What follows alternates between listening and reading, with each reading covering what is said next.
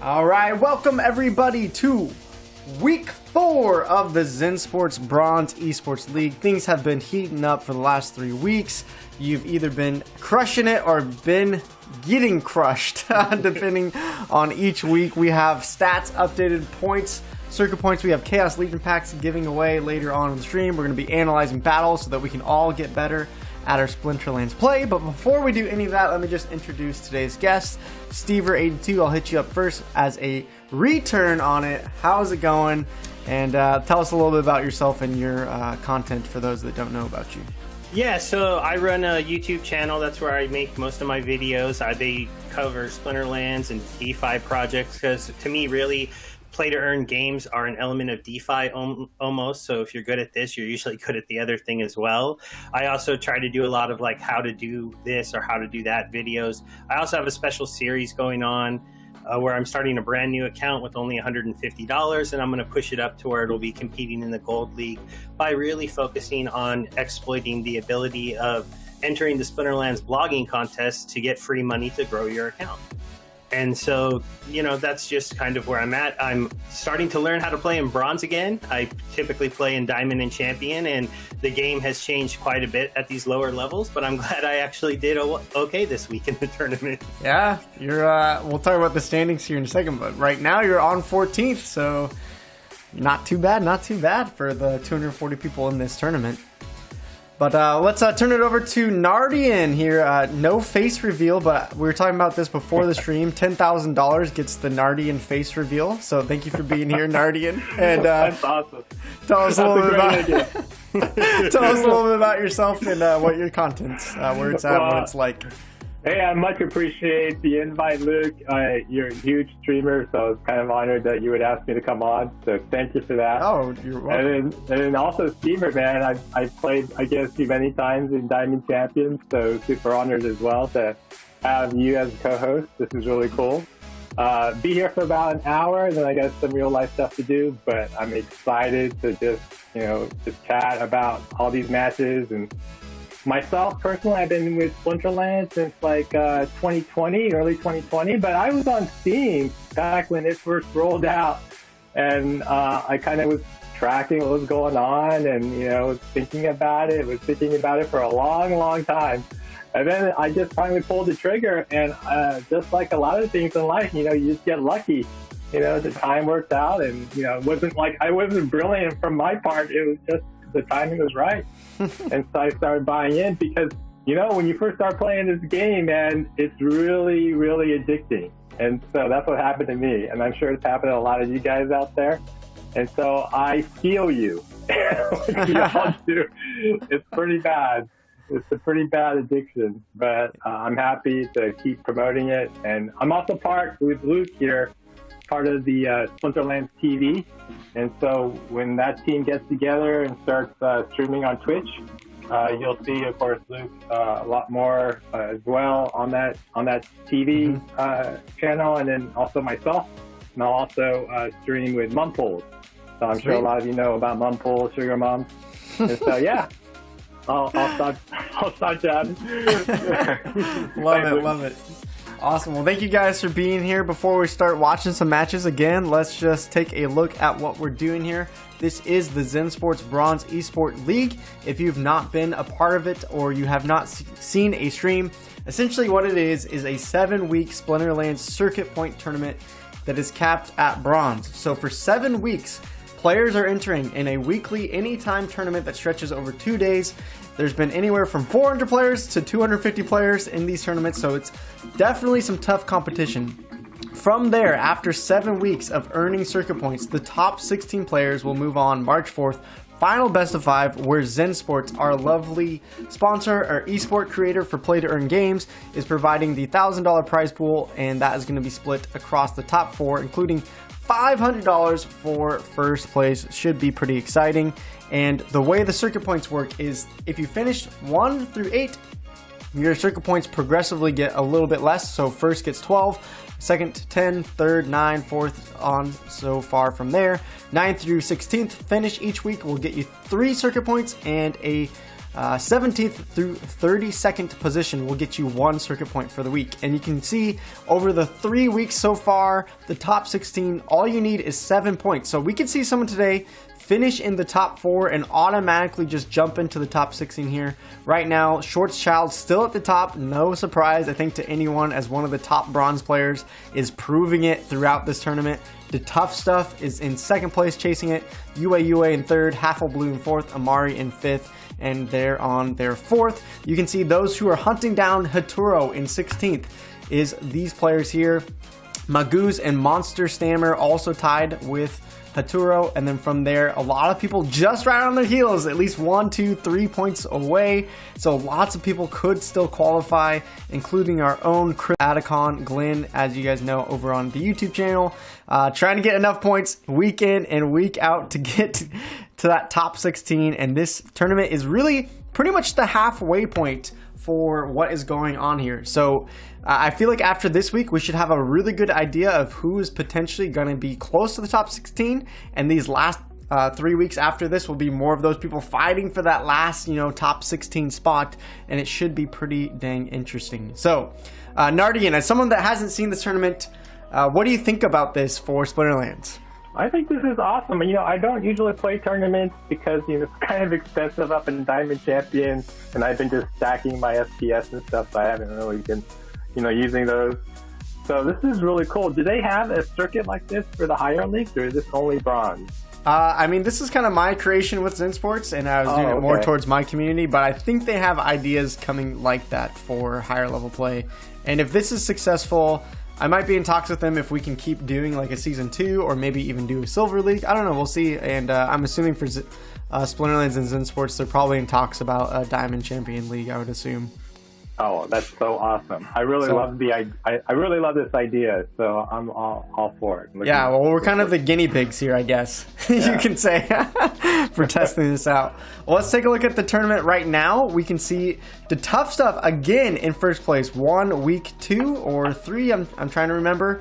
And just in circuit points is just behind Shorts Child. So the Tough Stuff, if they can hold that first spot, I think we might see the Tough Stuff take down Shorts Child. Let's see if we can find Shorts Child on here, how Shorts Child is doing this week. 20 seconds, so potentially Shorts Child might not earn many circuit points this week. That's going to make it really interesting at the top. Let's see, other names you guys recognize. I see Blue here again. We got 3 new players that I don't think have any circuit points, so that could be a huge boost to them. UA is in 7th. Godzilla is going to be joining us on stream later, giving away some packs, sitting at 9th right now. Craw, a player with only 20,000 power. Last time we checked out, it was 10,000 power. But Craw has been crushing it with such low power. We can see Zombie in 12th right now, Schnapoon. And of course, the most important name on this list. Yeah, Stever. 14th right now, getting some fame here, Stever82. And then I see Glenn up here again, Atacon, Foxconn Mars trying to get to the top 16. Super Cow also in that race for the top 16, finished 23rd right now. Bakuni from YDG in 26. Faduo is also in the top 6 right now, I believe. So lots of good players, and lots of players I'm sure that still have lots of matches to play. So we can see anyone run up this leaderboard. They should be finishing with 28 matches if I'm not mistaken. So that means they still have some matches to go coming up here in the last 3 hours. And we'll just hide and ignore this record right there. No one pay attention to that one. We'll move on. No need to mention it. Yeah. All right. Well, you guys ready to analyze our first matchup coming in today on stream? Cool. Let's do it. Get into it. All right. So I'll pass this one off to you. Let's see what the rule set is. But I'm seeing both using Dragon, but it looks like both summoners aren't getting any bonuses here. So, yep, it's Knockout plus Silent Summoners. Oops, went a little too fast there. All right, what do you guys think? Brood. Yeah, I always love Brood. I always, use them as much as I can. It's a great taunt monster. I always think that's an edge for any team that uses Brood. I don't know what you guys think, but that's my first impression on what's his name? Min's team? I like which one? Sorry, the one with Brood. Oh, the name. Yeah, Minja Niner. I don't know. Versus Maynard 69, of course. Yeah. So I like that card too for the taunt ability, and it can be really, to be able to pull that taunt into a certain area on the board, protect like your low life character, especially if they do things like the repair, Scalvo. A very interesting lineups though. Both of them have monsters that are not going to attack on the board right away. Right? Am I missing something there with the serpent, the serpent on the bottom and the shark on top are both not going to do anything? And But Demon Shark and the Demented Shark, they're both not really going to be doing much attacking either. So I don't know if there's going to be a kind of a washout here on that, but I do like the use of Demon Shark. That's like a card that's not used as much as it should, because up in the higher league too, Steve, you know this, they have Thorns ability. So sometimes I like using Demon Shark in the back to get a little bit of payback to those sneak monsters that come out. Yeah, he's a lot more playable with that Inspire too, with the new summoner, because now you can play a melee set with them for sure. Yeah, and of course you can never go wrong picking the double strike Axemaster. That guy's awesome. He's gonna get attacked by the Deep Lurker here, though, you would think. Yeah, honestly, it's looking like bottom's gonna take this, because I think the top just made a mistake of two monsters that don't attack, and then the taunting monster on the bottom's gonna be really key, because that Deep Lurker is just gonna be running into that 12 health for at least 3 turns. Yeah, so it's going to be a couple rounds of good attack, one-sided attack. So it's going to be the armor repair here. So what are you guys picking in chat? Let us know what you guys think. Is it going to be top with Maynard or bottom here with Minen and Stever and Nardine? Are you both picking bottom, or is someone going top?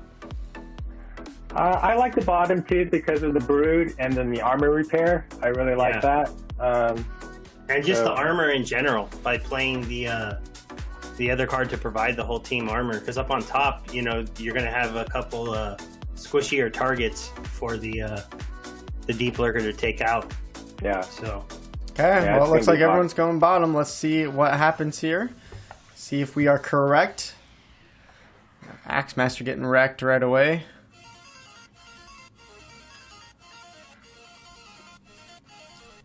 Thorn damage back and forth. Yeah, they're going to battle back and forth up on the top there, but the bottom one should get a little support here with the repairs on the armor. Yeah, the armor repair is pretty huge here. It's taking up a couple shots on that Wave Brood. It's now helping the Chihuahua up front. I think that was a pretty big choice there. Yeah, and then they also have the only monster on the board with heal, even if you get through Chihuahua. So yeah. I mean, I love that strat. The armor repair plus the taunt and back. I think we got a winner here. we are going to get a trample attack here, which is always nice, but the armor repair. Yeah, I mean, that's so much damage unless they get a bunch of misses on the Diamond Shark in front. Don't think it's going to happen. Yeah. Closer than I thought it would be, but it looks like they're pulling away. Yeah, Oh? I think if the top team didn't use the Demon Shark and used something else that could provide some attack power throughout, this would have been a lot closer. Yeah, bottom's going to hold on unless some very bad RNG were to happen. There we go. All right, that's GG's. Nice win there.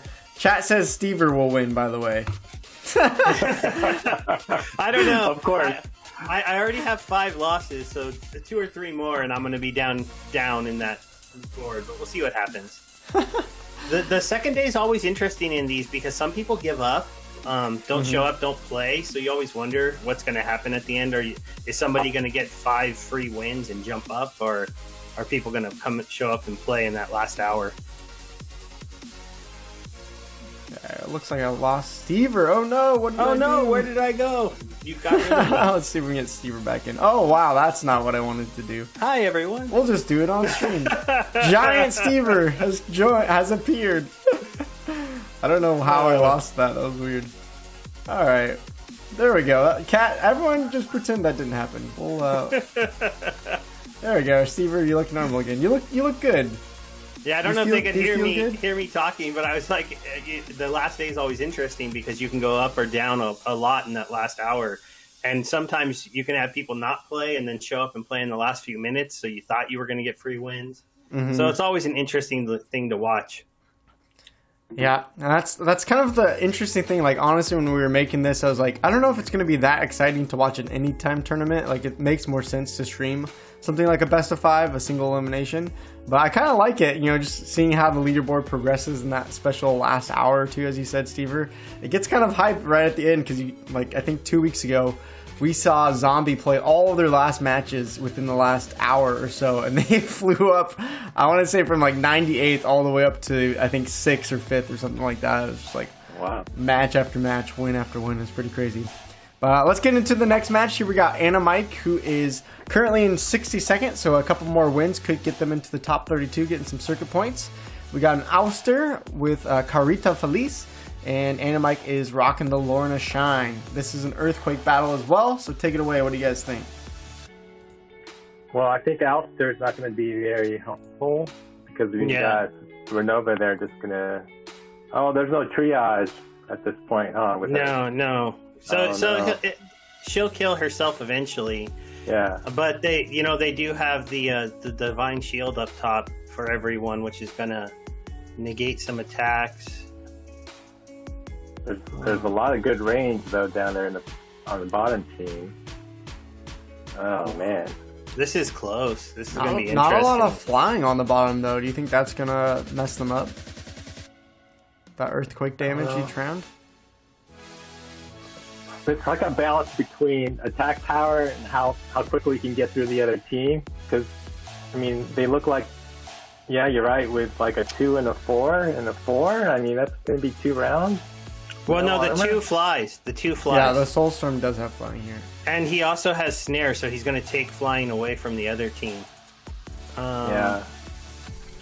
All right, chat same bottom so far. I see a win for Lorna though in the chat, so I guess chat is pretty split. What are you guys picking? I think Lorna's going to hold on because of the Divine Shields. I think that's the thing that's harder to calculate, but it's going to be close.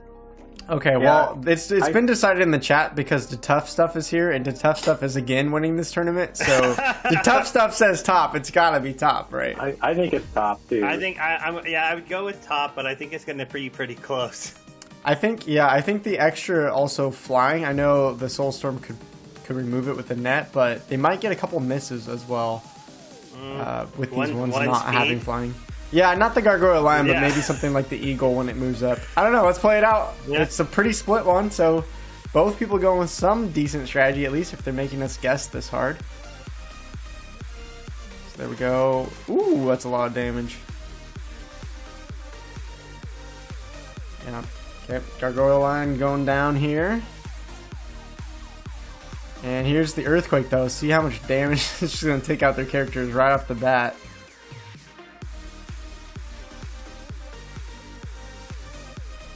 Alright, Eagle Flying taken away.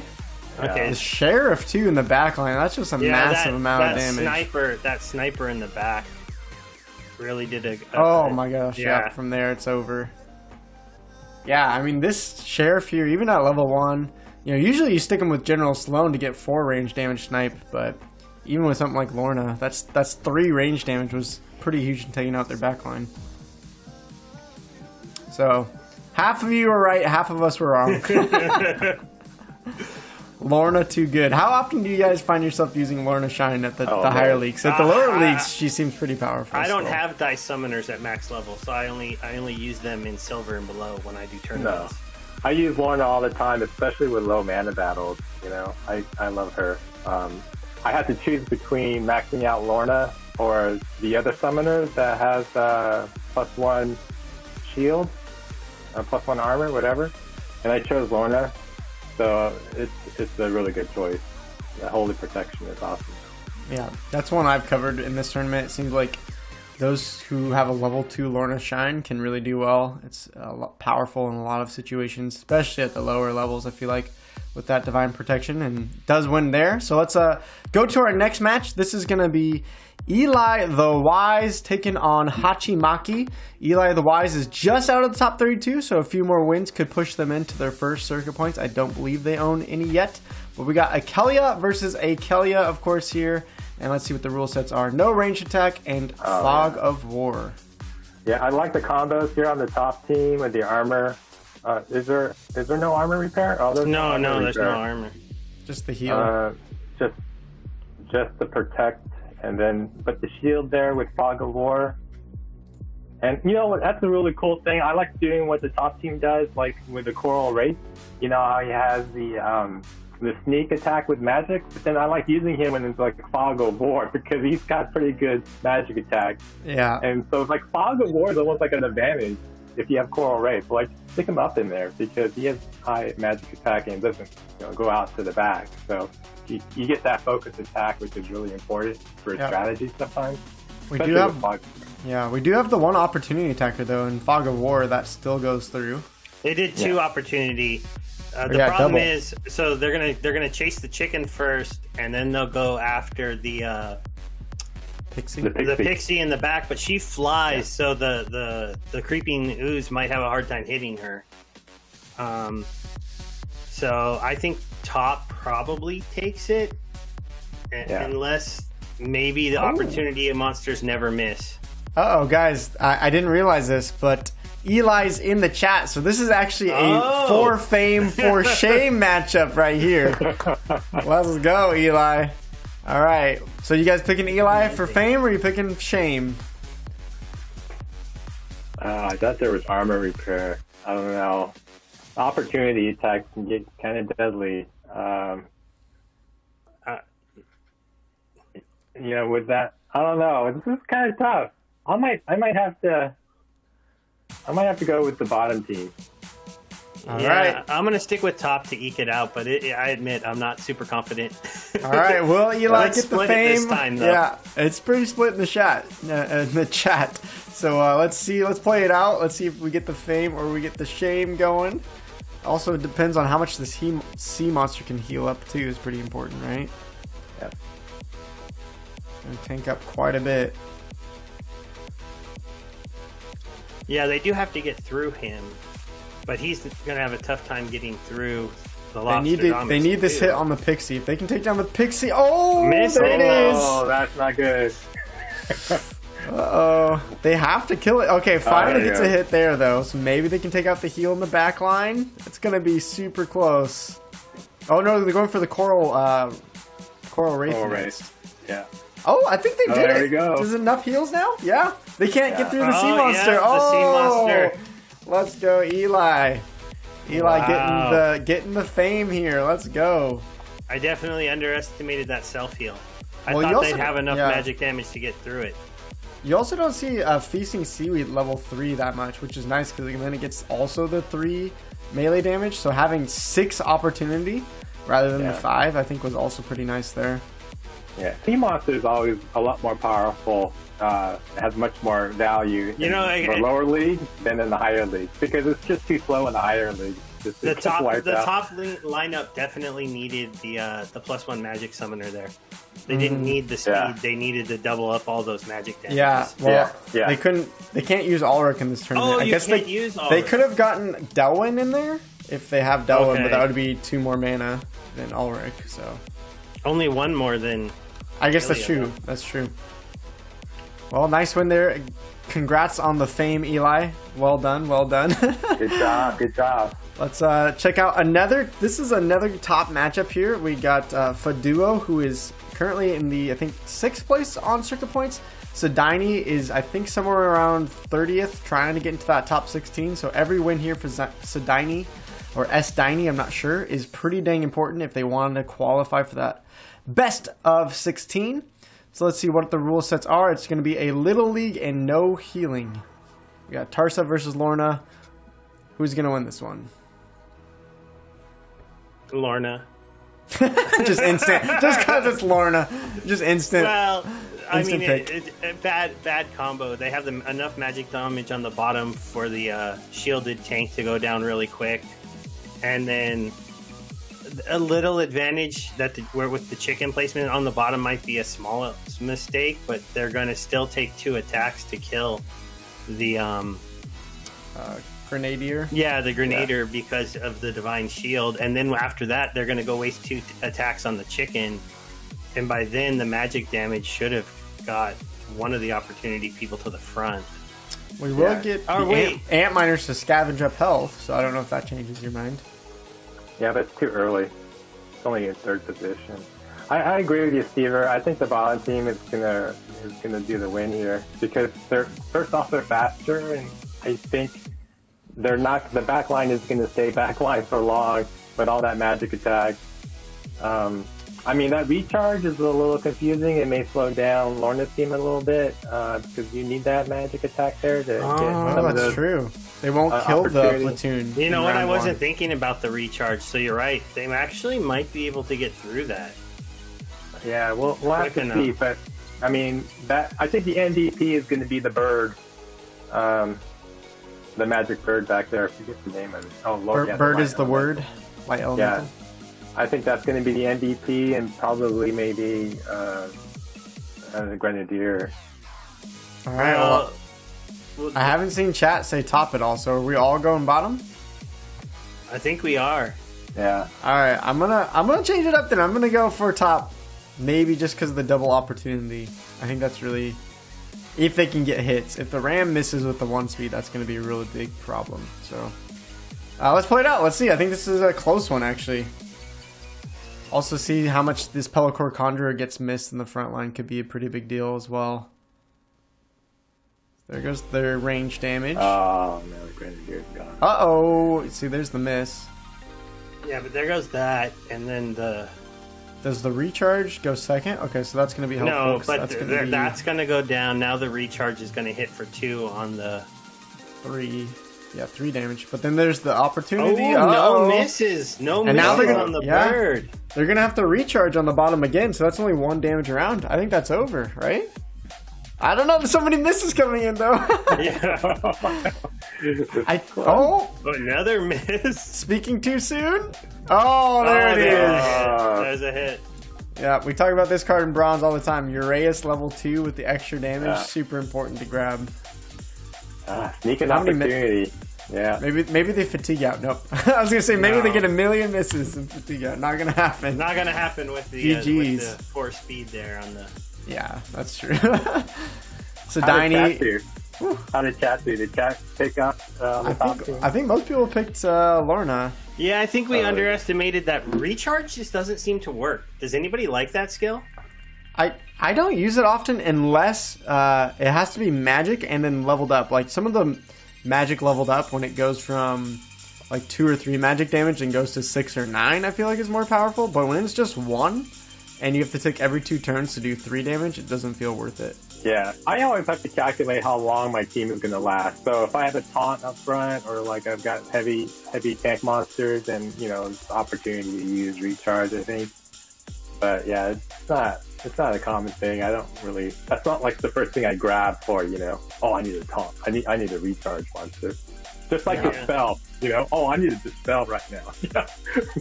Yeah. Like those 2 things. I don't go for those 2 things right away. I think the one monster that I'm thinking of is Uriel, when he has heal, what is it, in Gold League, and can just stay alive long enough to actually recharge, then it feels a little bit more worth it, but still it's melee damage, so if they have 1 shield, then it kind of goes for waste. That usually works out, though, because he's kind of slow. So usually somebody else should get the shielding off.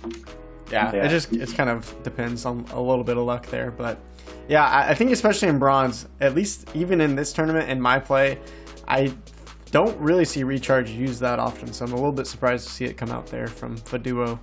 But let's go to the next matchup. That was an interesting one to watch. This one is again going to be Eli the Wise for fame or for shame, taking on, I think it's Joe Log or Joel Og or Joel OG. I don't know, but both players are actually really close to the top 32, so this matchup is going to be very important for getting those circuit points. We got a Thaddeus versus Delwyn this time around. Back to basics. Yes, it is back to basics. Oh, it is. It's back to basics. You can tell there's no abilities on the board. Yep. All right, so who's taking this back to basics matchup here? I always go with the top team. Yeah, I'm going to go with the top team because of all the magic damage. The archers are going to hit the front row and not be able to attack, even though that 12's a lot, but they'll get through it. And because they use so many archers, the 5 armor actually puts him at 1 more HP on top, kind of, than the Gordon. So yeah, I think that's definitely something I've noticed in Back to Basics. It seems to always come down to magic spam, just because if your range gets into the front here, they stop doing any damage. So I agree with you guys. The only counter to that is Ulster, right? If you're bouncing the magic back, then you can sometimes steal it without having to have better mages, but yeah. But look at this top mages with Delwyn. I mean, look at these leveled up, epics and pretty powerful cards here. He did play a bit of a he played a bit of a counter with the -1 magic, -1 health, but I think what doomed him is he just went for these archers, because right now all of a sudden he's going to lose an attacker. It's getting a little close, but without that damage right there, as you pointed out, it's kind of. And then now he lost another one. It'll be close, but you're going to end up at the end with just your last guy not able to do anything. All right, well, rip Eli. You got 1 moment of fame and you got 1 moment of shame. So we evened it out for you there. And I think Joel with that one, or Joe, is now sitting in 40th place, so just out of that top 32. Getting fairly close there. I think it is time, though, for a player highlight. So let's switch our screens and look at our first player highlight of the day is Unit QM. This person has popped off last week. You can see with their, I think they finished in 3rd last week. And this player didn't even get to play in week 1, and now is already in rank 7 because they got so many points last week. They moved up 17 spots. So if I'm doing my math right live, that would be from 24th place to 7th place after week 3. Player was 3.9 million power. So talk about scaling down your deck to play in bronze here. And today, not quite as lucky. He's currently sitting at 45th place with 3 matches to go. So could get a couple circuit points if they win their last matchups.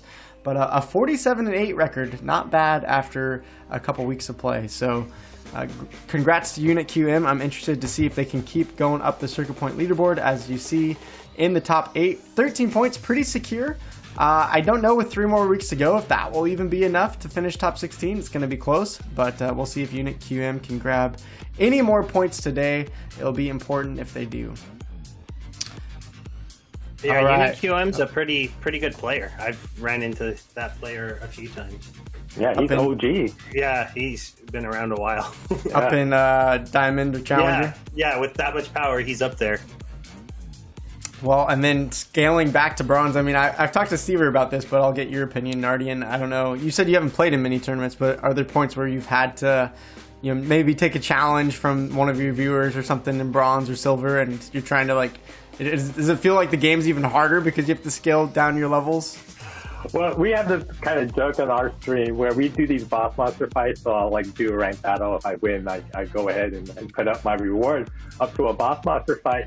And usually I lose in novice, because these guys will come in and they know that I only play Diamond Champion. So I get dumb, I keep thinking that these cards have abilities and they don't. And I don't realize it until I, get my butt kicked all over the place. And so it's really funny. So yeah, they always challenge me in novice or bronze. Yeah, the abilities disappearing off the monsters, it always fools us because you're just like, I'm going to use this person because it has a heal. Oh wait, it doesn't have a heal. It doesn't have a triage yet. It doesn't have. It's like, this is such a weak monster down here. Hey, isn't that what you love about this game? It's a completely different game across the league. That's what's amazing about this game. It's just like a totally different brain. You need a totally different brain for each league. And I'm too old to have 2 or 3 different brains. I just have one brain, and that's what I gotta go with. Yeah.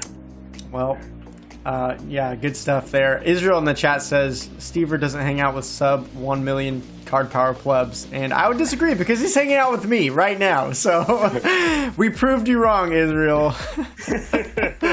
All right, let's. And I'm in the Discord, and I'm talking to your other players a little bit and stuff.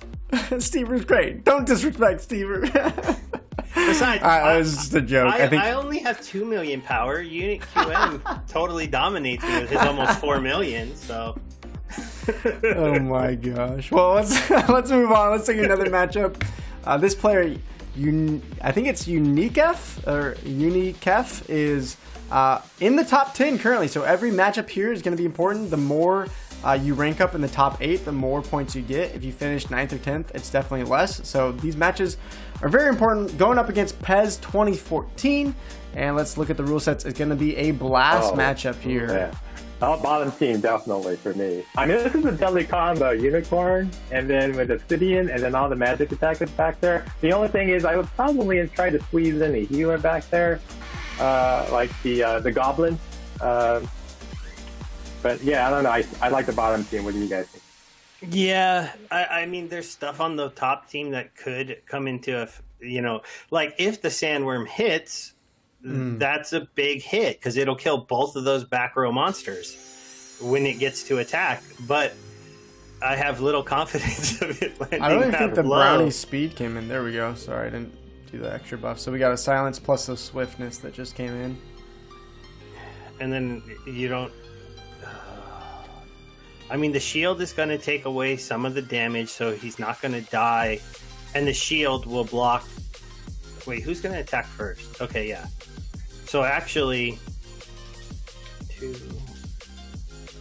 think there's so much speed on the bottom too that's I think going to be a huge difference as well. So the front row monster on top, he'll live the first round, and if the Sandworm hit, then that would kill both of those back row attackers. True. And if the sniper hits, the brownie goes down too. Yeah.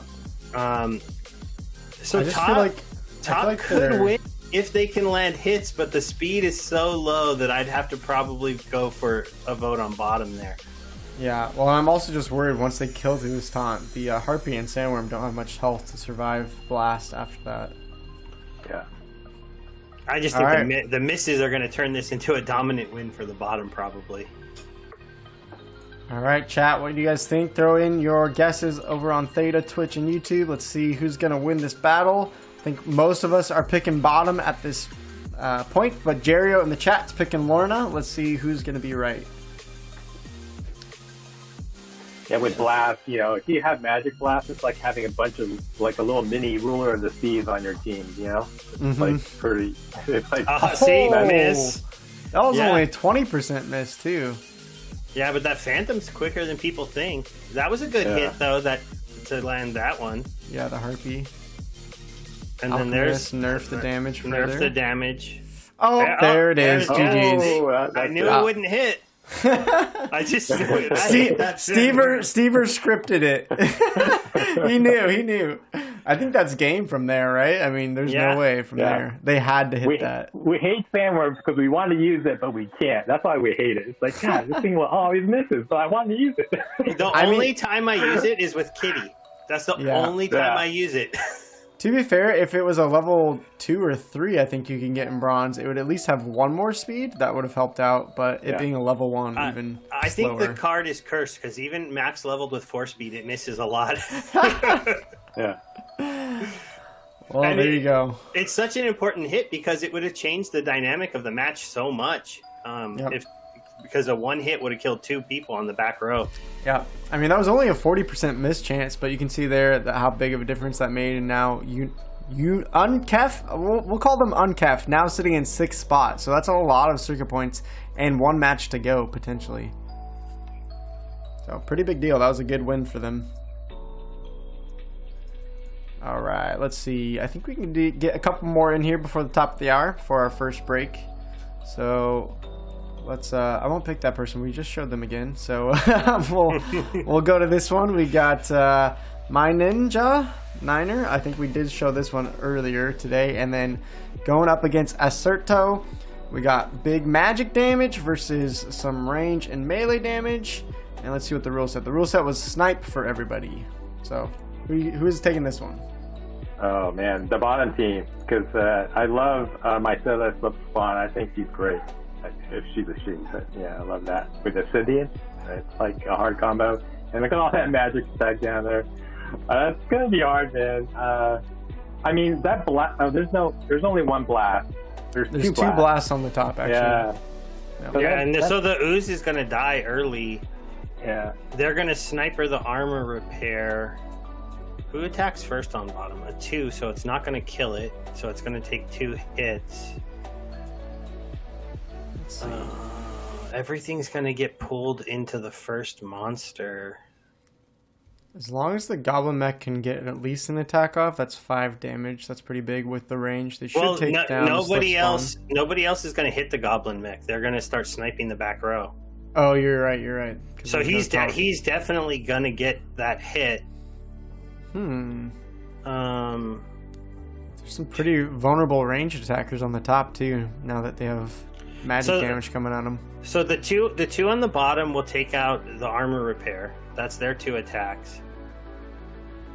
And then the other 2 are slow. So they won't kill the blast monster until the 2nd round. And then everyone hit. I think top will take this, actually. Okay.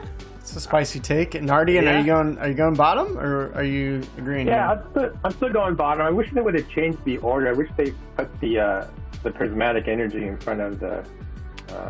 That's why I'm picking them to lose, because those first 2 monsters are going to die to blast damage. Yeah. Maybe if they miss though with this melee, with the Parrington can have some good dodge opportunities. I don't know. It's going to be close there. Maybe when the Parrington hits, if it makes it to the front row, then you're right. It might be kind of hard to hit. I'm seeing 4 people say bottom in the chat, 1 in top. We're split here on the cast as well, so let's play it out. This is going to be interesting then. I think it's going to come down to who gets all their hits off. Because the speed buff will go away. Yep. I mean, eventually you're going to still have the Serpentine Spy that can't be attacked right away. Can't snipe that. Ooh, so there's 1 miss. There's 1 miss. It's going to need a couple more misses. They're kind of dropping here. The goblin mech. Oh, he missed too. Okay. Here we go. I swear you can never hit the Parrington. Oh my gosh. Oh my god. Wow. Oh, finally a hit. Finally a hit. Okay, it's not over though. I think they might still have it. They got enough damage. Serpentine Spy taking out the back. Ooh. I think they just eked it out. 1 health. 1 health for One top. health. He's going to hold it. Yeah. Good call, guys. Good call. That was close, man. Exciting. That was with all those misses, too. I mean, if they would have landed a hit sooner. Yeah. They needed, bottom Acerto needed 1 more miss there. Oh, that was a good call, Stever. That was hard to see that. You got a good eye for that. that was so dang close. It was really close though. That was about as close as you can get. Yeah. I mean, that's what I love, is watching those 1 HP differences and just kind of cheering it as it comes down the wire. Those matches are so frustrating when you're playing, though. Especially if you're on the side where you're missing. You're like, oh my god, I thought I had this wrapped up. Yeah. I swear, I'm gonna lose. I miss him so much. I don't know if you guys experienced this in Champion, but down in Bronze and Silver, the Regal Perryton is my arch nemesis. I swear, even if I have 4 speed, it still never hits. Even if it's like 35% chance. It's just, oh my gosh, I don't know what it is about that thing. Yeah, I haven't seen it as much played in Champion yet. I haven't really seen the Green Magic team show up yet, but it will probably happen soon. And I think that we'll see a whole new dynamic when Wild comes out. That should be really fun, because then people are going to go into a mode where they're forced to use those cards a little bit more. Mm-hmm. Yeah, I agree. I'm excited for Modern Format. Hopefully it comes out sooner rather than later, but for now, let's go to our next matchup. This one is Pez, again, 2014, and then Chips and Coke. Gotta love that name. Chips and Coke, I think, is around the 40th spot right now, so a couple more wins, again, could push them into some circuit point winnings. We got a Poison and Divine Protection battle coming up. What do you guys think? Both rocking the Kelia. Kind of close. They both got a lot of sneak and opportunity.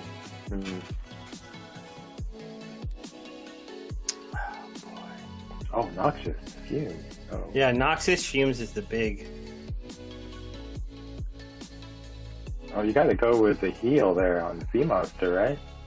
I mean, typically I always say Sea Monster's gonna win. Yeah, I think because Sea Monster's going to get cleansed, and then he's going to get double healed in the beginning, and the back row of that bottom is going to die off. Yeah, I mean, this relatively quick. Yeah, but that's good for Sea Monster, because Sea Monster's not getting attacked too much, because look at all the sneak attacks on the other team. They're not touching the Sea Monster. Yeah, the Sea Monster is probably going to win this one. You're right. Yeah, I think the Sea Monster has it. Yeah. I don't know if maybe players in Bronze, maybe this is just a mistake, or maybe they don't recognize this, but when I started this game, I don't know if you guys thought this, when I saw Divine Shield plus Poison, I thought, oh, the Poison's going to hit the Divine Shield, I'll be okay for a round. Nope, learned that one the hard way. Yeah. That canceling rule set there. Well, they'll still not take their first hit from a monster, though. Sure, yeah. But the Poison's going to go through the that Uraeus Poison's going to go away. right through, so Uraeus is going to die.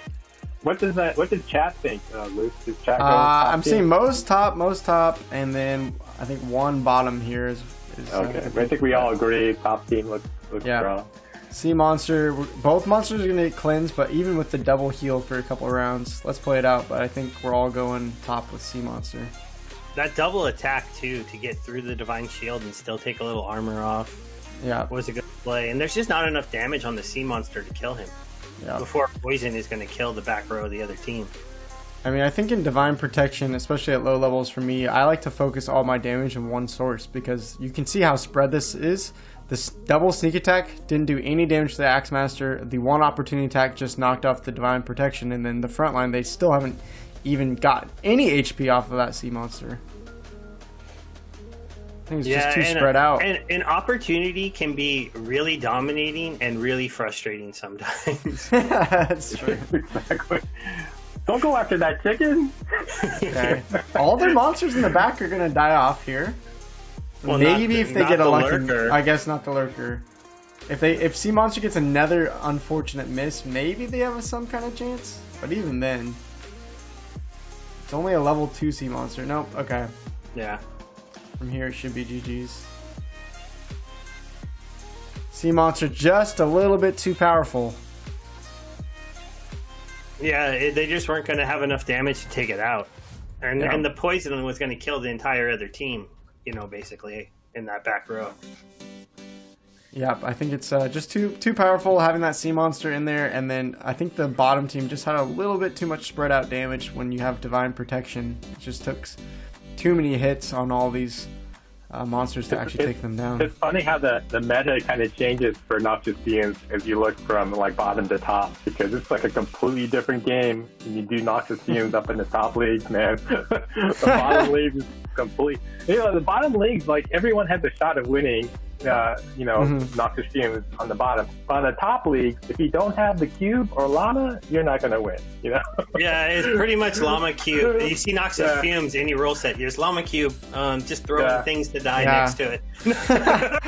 Yeah, that's interesting because in lower leagues it used to be like that. It's like whoever had the cube would win. But now with Chaos Legion, you got things like Cleanse to take the poison off. You have a couple level 2 monsters now with immunity, or even a level 1 in the fire deck has immunity, so there's been a little bit, at least on the lower levels, more play than, hey, I'm just going to stick the cube in here. This tournament was no legendary summoners, so if you True. You couldn't use llama.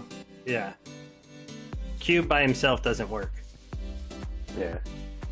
All right, well, I think it's time for another player highlight. I think it's fun to just highlight some new players here as we've gone through. Last time we did Unit QM, and let's jump to our next one, which is UA. Of course, some controversy around this player as always, but no one has proven. No one has proven it. No one knows for sure. I have not seen 100% confirmation, so I don't want to say for sure. There's been accusations, but either way, this player is now 3rd on the leaderboard, 13. They were not actually doing, even if they were bot week 1 and 2. They were, I think, only earning 1 or 2 circuit points. Last week was their first top 5 finish. You can see that they moved up 13 spots because of that. So you know what? Even if they are a bot or not a bot, they are doing well. And even if they are a bot, week 1 and week 2 showed us that you can take down a bot. So, we could sit here and complain, or you can just beat them, get smarter. So throw me in a deep water, huh, Luke? Is that what you're saying? Yeah, it's just like sink or swim, just get better, Sink or swim. I think Ali was talking about it last week, and he was like, you know what I do? If it's a bot, I just go watch them, because then I can learn a bunch from this bot and get better myself. And I was like, okay, I mean, that's not the worst idea. They're not going away, guys, so you might as well learn how to beat them. I mean, what do you guys think about the changes of not being able to see your opponent's name? Do you guys think that's going to be enough to remove some bots at least, or do you think it's just they're gonna find ways around it? It might. No. It'll hurt the bots, the upper end bots, because there's tiers of bots. There's the ones that just make teams based on mana caps and rule sets, kind of, and win percentages. And then there's the ones that actually are smart enough to go look at players and what their play and actually make teams that are adjusted. So it'll hurt those bots. And I think that'll overall be better for the game. Because the more predictable lower end bots are easy to beat, but the people who have programmed really, really good ones, if this slows those down, then those bots should become more beatable. Yeah, I agree with that. I know that like some of the really good bots, they have compiled a huge database, and so once you get a match and once teams are submitted, then those bots can see who your opposing player is, and then they just quickly query their database, and it could be quite huge, and then they can provide you a team based on the other player. So the bot has about 3 minutes to go ahead and come up with a team after the teams have been submitted to understand what you should be doing. So those are the good bots, though. I think most bots don't have this huge database behind them. Yeah, so maybe it won't take them all away, but based on what you guys are saying, maybe it removes some of those that are a little bit overpowered in their algorithm, when they can scout out an entire player and know their whole history within seconds. Hopefully, combat some of that at least. Yeah, hopefully. We'll have to see if they actually can hide it in a way that nobody can figure out how to get around, too. Yeah, I'm a little bit nervous because they're still showing the last 5 battles and the rating, so I don't know, maybe because they're showing the rating still, that they can go scout out the rating and then find those 5 matches.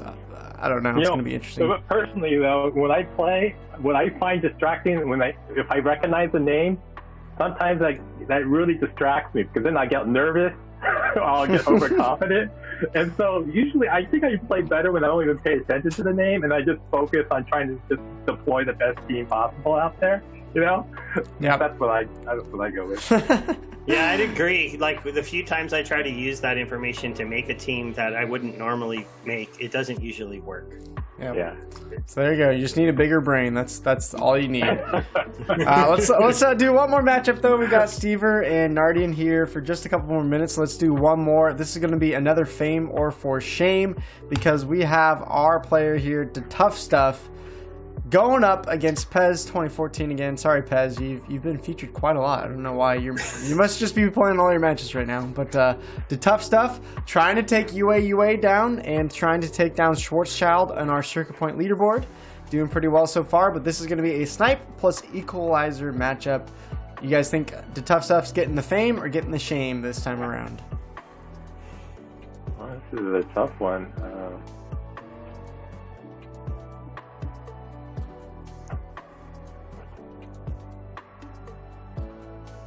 I like the speed on the bottom. I think he's gonna end up winning though, because the two sneak monsters are just gonna be slowly killing a chicken, and then slowly killing a ram, and he has two sources of blast damage on top. Mm-hmm. And then the snipers are actually going to be hitting the ooze. Oh, so triple damage. So triple damage archer. for the archer when he lands those blows, and the fact that first monster, I know he looks so scary there, but he doesn't have thorns at low level. Yeah. And he's slow, so I think the Tough Stuff's going to take it. It's going to be relatively close, but they'll get through and pull, that first sneak monster to the front, and then that'll slow them down.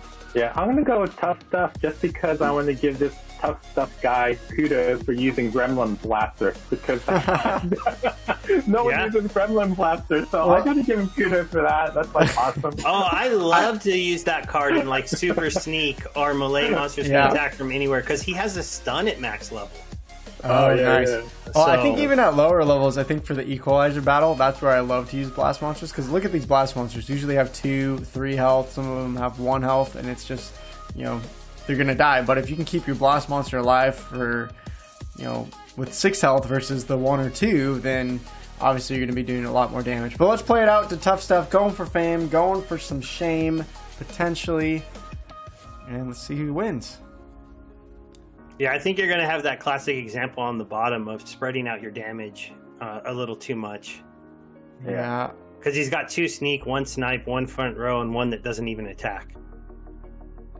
Yeah, so it is kind of spread out pretty far. Now you're going to see all these blasts kill off the ooze too.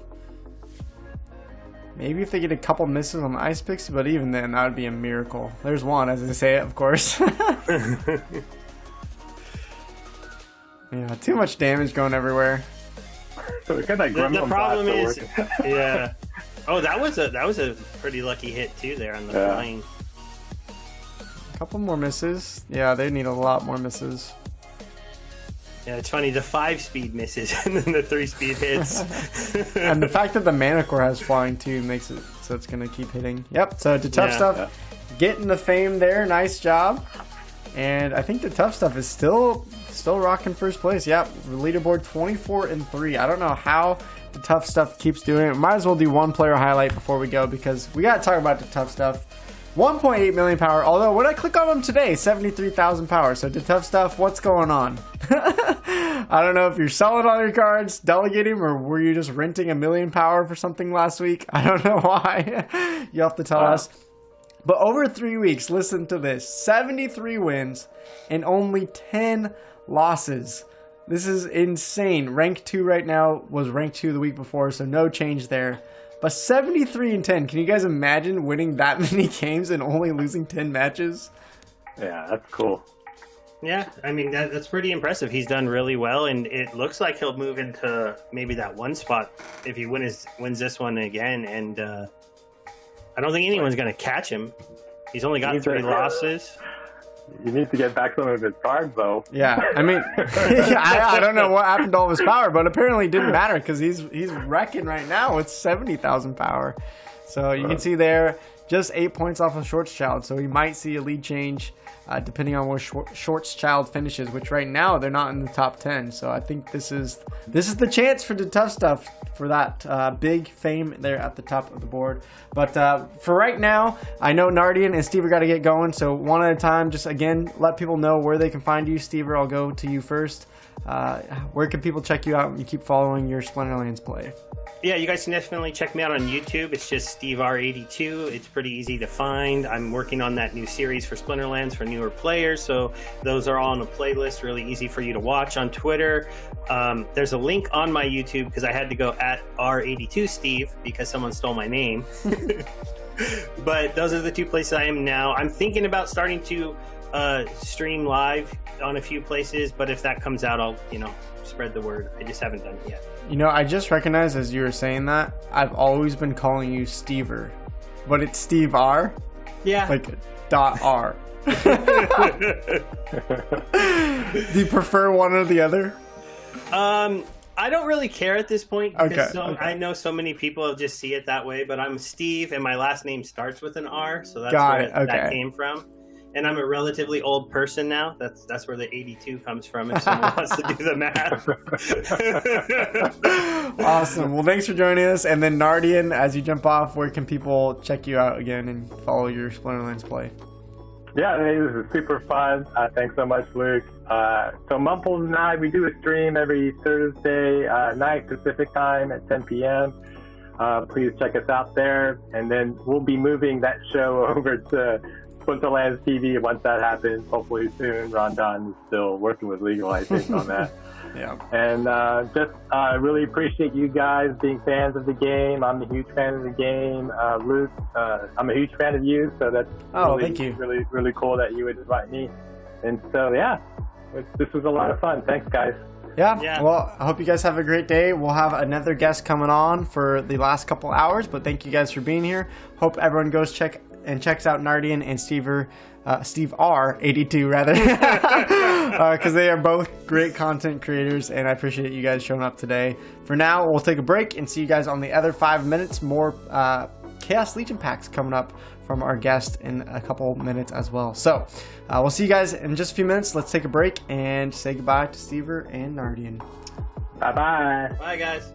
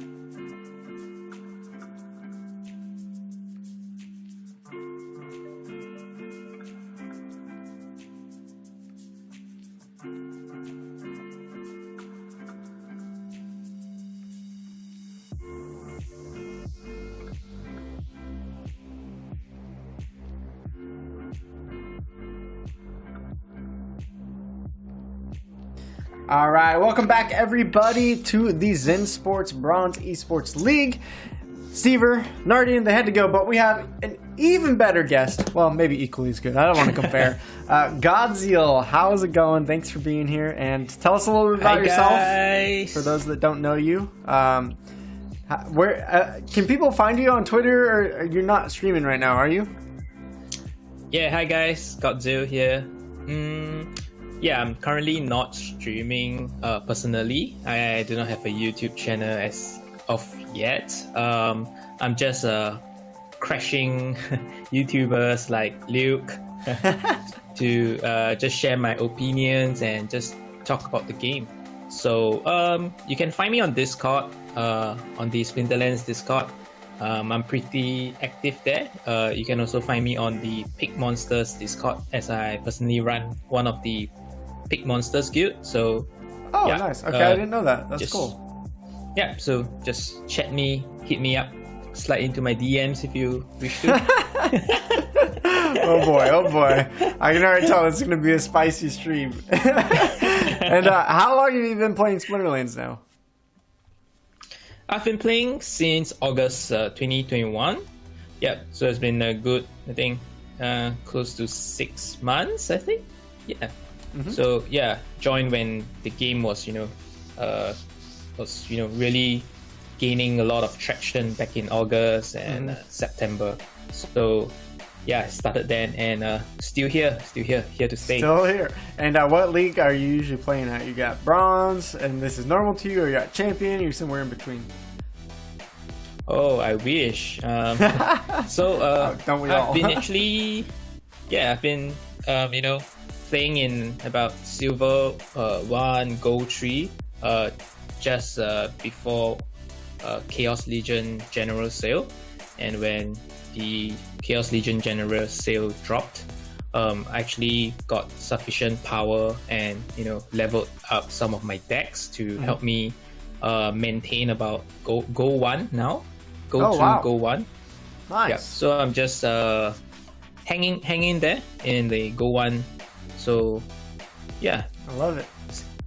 Well, and for those that don't know, Godzilla's actually been in this tournament all 3 weeks, I believe. Week 1 with a 25th position finish, so 1 point there.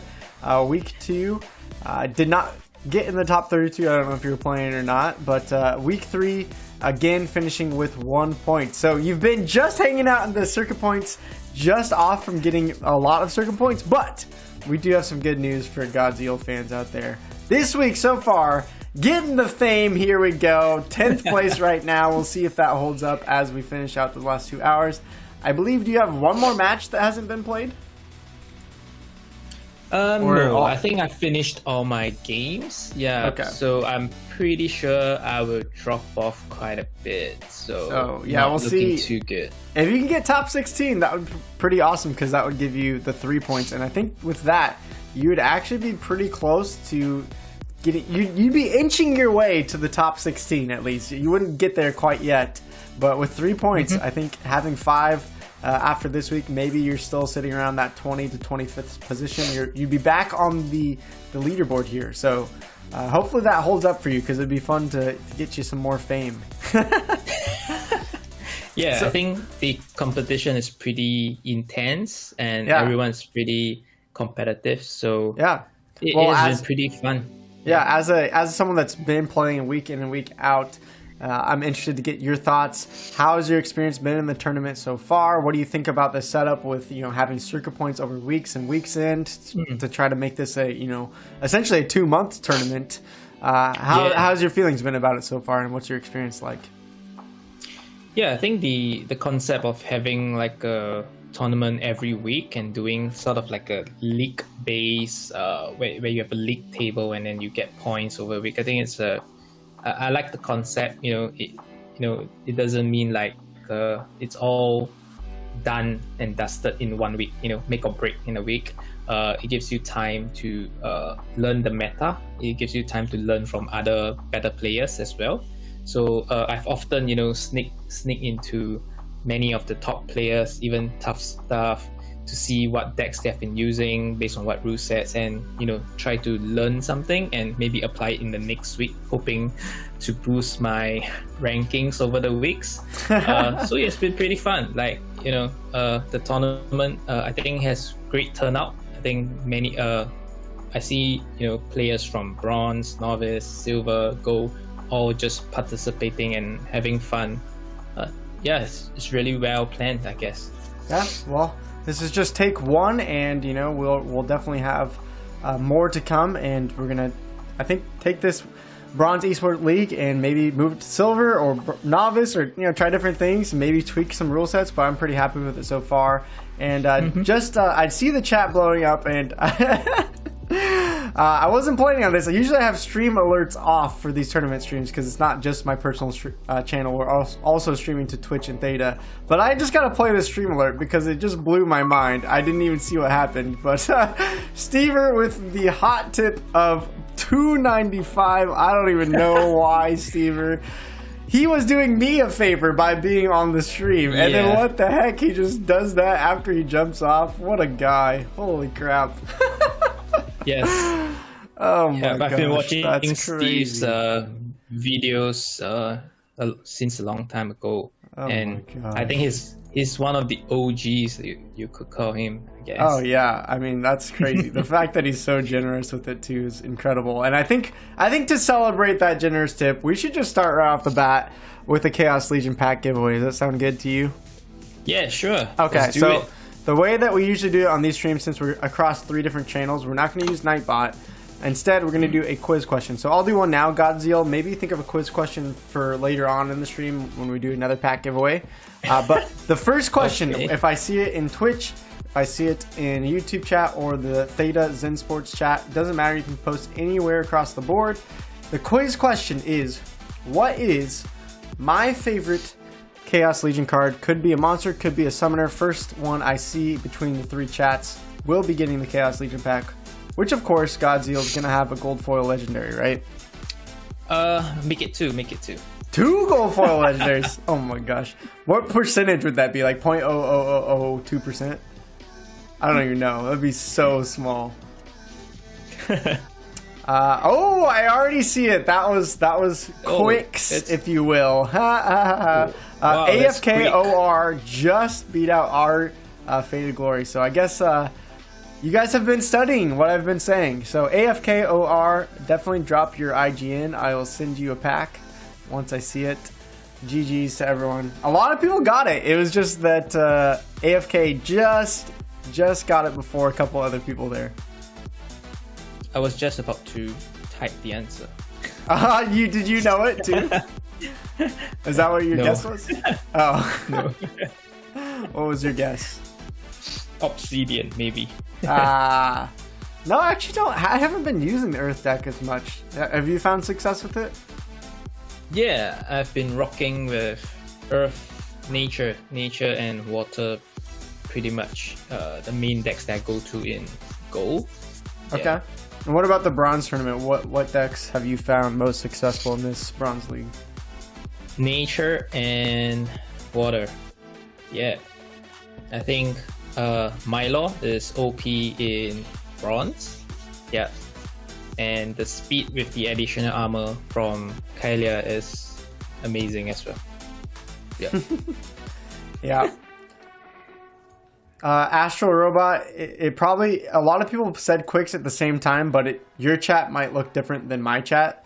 My chat is just taking everyone where if you post something yourself, you'll see it before other people's chats. So you were, I think, second or third in my chat, but good try. Don't worry, there'll be more. Godzilla is also saying he's going to give away a couple packs today, right? Yeah, for sure. Cool. Well, let's do a couple matchups, and then we can maybe take another quiz question here in about 15-20 minutes and give away another Chaos Legion pack. But we got King Arminius here taking on Eli. I don't know if Eli's still in the chat. If so, this is going to be another fame or for shame going on. But I believe, if I remember right, let me check. King Arminius, yes, sitting at 33rd right now in the tournament. I believe actually tied with you, Godzilla. So maybe you're rooting for King Arminius to lose this one, so he doesn't get any more circuit points. Well, let's see what the rule sets are. I'm gonna guess maybe poison. Yep, there's the poison. And what are you thinking as you see this? Oh, okay. Forgotten one. Yeah, I got to go for the forgotten one for sure, because I think Elite has 3 monsters without any attack and 1 sneak. So yeah, I'll definitely go for the forgotten one. Yeah, I mean this card for poison is just so powerful in this bronze. I don't know if you've been using it in the tournament, but I think it's the only bronze card with immunity, if I'm not mistaken. Yeah. And the rest, I think you have to pair with the clans. Only the fire team has the immunity, which is so just the go-to for especially the lower mana Noxious Fume rule set. You just have to go with the fire. Yeah, when I've been playing this tournament, I can't remember if I own one or not, but at least week 1 or 2, I was like, okay, at least I know I gotta go rent it for at least one day. But I think we're gonna pick bottom here. I don't know if anyone in the chat's picking top. We do have the double scavenge, but they just don't have enough damage to get through the immunity. So immunity, I think is gonna defeat the scavenge even with a couple misses here. Yeah, everyone's saying bottom. Jerrio's saying bottom.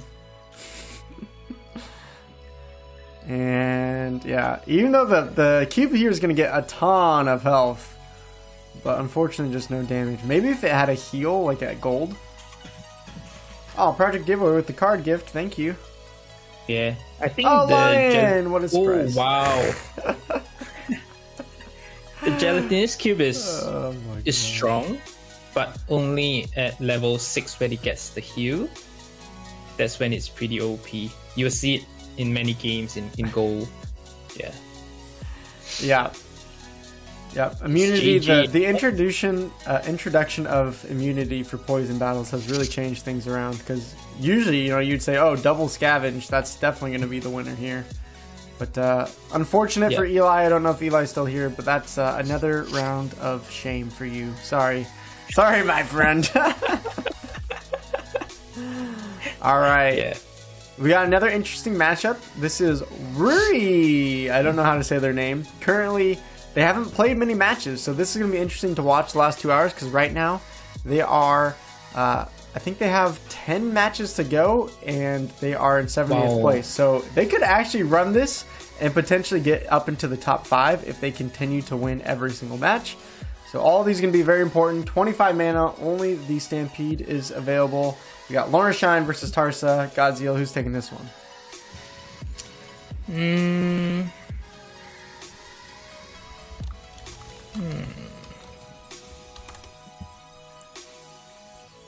Lorna, I guess. I think I got to go for Lorna Shine. I think Lorna is an amazing summoner with the Divine Shield ability. Yeah. Plus the extra pretty armor, underrated, right? Yeah. So it's going to be pretty hard to get through most of their cards. They do have really low speed cards on the bottom, though. Does that concern you at all? Could be a lot of misses coming in. I guess they have low speed on the top, too, huh? Yeah. Hard to call. And it'll be interesting. But misses will definitely play a part. Yeah, will be interesting. Okay, let's see what the chat thinks. You're going with Ree at the bottom, though, here? Is that your pickup? Alright, no one in the chat yet. Okay, I see a Lorna. Alright. Oh, am I not showing the lineup? Oh, I forgot to switch over. Ha ha ha ha. Okay, no wonder why you guys couldn't guess. Streamer error. Okay, here we go. Now you guys can see it. We got the Tarsa versus the Lorna Shine. Again, as Godzilla was saying, we got a lot of armor plus the divine protection on the bottom, so that's your pick. I do say the top has quite a bit of damage with the Tarsa, but I'm a little bit worried that it's not going to be enough. They're going to need a lot of hits to shred through Lorna. So I think I agree with you, Godzilla. I think I'd pick Lorna here. Yeah, it'll be close, maybe. But I think the opportunity is going to play a big part. Especially, yeah. Alright, well, one person in the chat saying Tarsa, so a couple people saying top. Let's play it out then. We got a split decision here. Chat going for top, cast going for bottom. They do have a level 3 Chaos Knight in the front too. That's nice for the extra shielding. Yeah, very strong cut, especially in Equalizer match. Oh, that HP buff. Yeah, HP buff on that is huge. You can see already the Serpentine Spy went down. No misses yet, so maybe if they had a miss or two. Oh, okay, miss or two going the other way. So ouch. Ouch. That not as close. Seems like a big win for Lorna. All right. Yep. Okay. Oh. I don't know how to say the name. If it's Ruri, WRRRI. Right now, I think they're actually sitting on our. Yeah, Ruri. I think they're sitting in. Let's see if they're on our circuit point leaderboard for this tournament so far. I know they've won a decent amount of weeks. Oh, there they are. They're 25th with 3 points right now. So if they can run the table today, they're going to have a lot more matches in this last hour and a half. And that could be a really important storyline to follow because a top 8 finish, I would think, gets them into the top 16 circuit points. So getting up to that spot would be pretty dang huge there. And yeah, GG's there. All right. Nice game. Let's go for another matchup here. This time I'll actually allow you guys to watch as we talk about it. We got Sporon taking on KJ Chemical, which KJ Chemical, I remember getting top 32 last week, just barely. And it's going to be Lorna Shine versus Lorna Shine. Blast damage is available. So, who are you picking to take this one? The matchup was pretty close, I would say.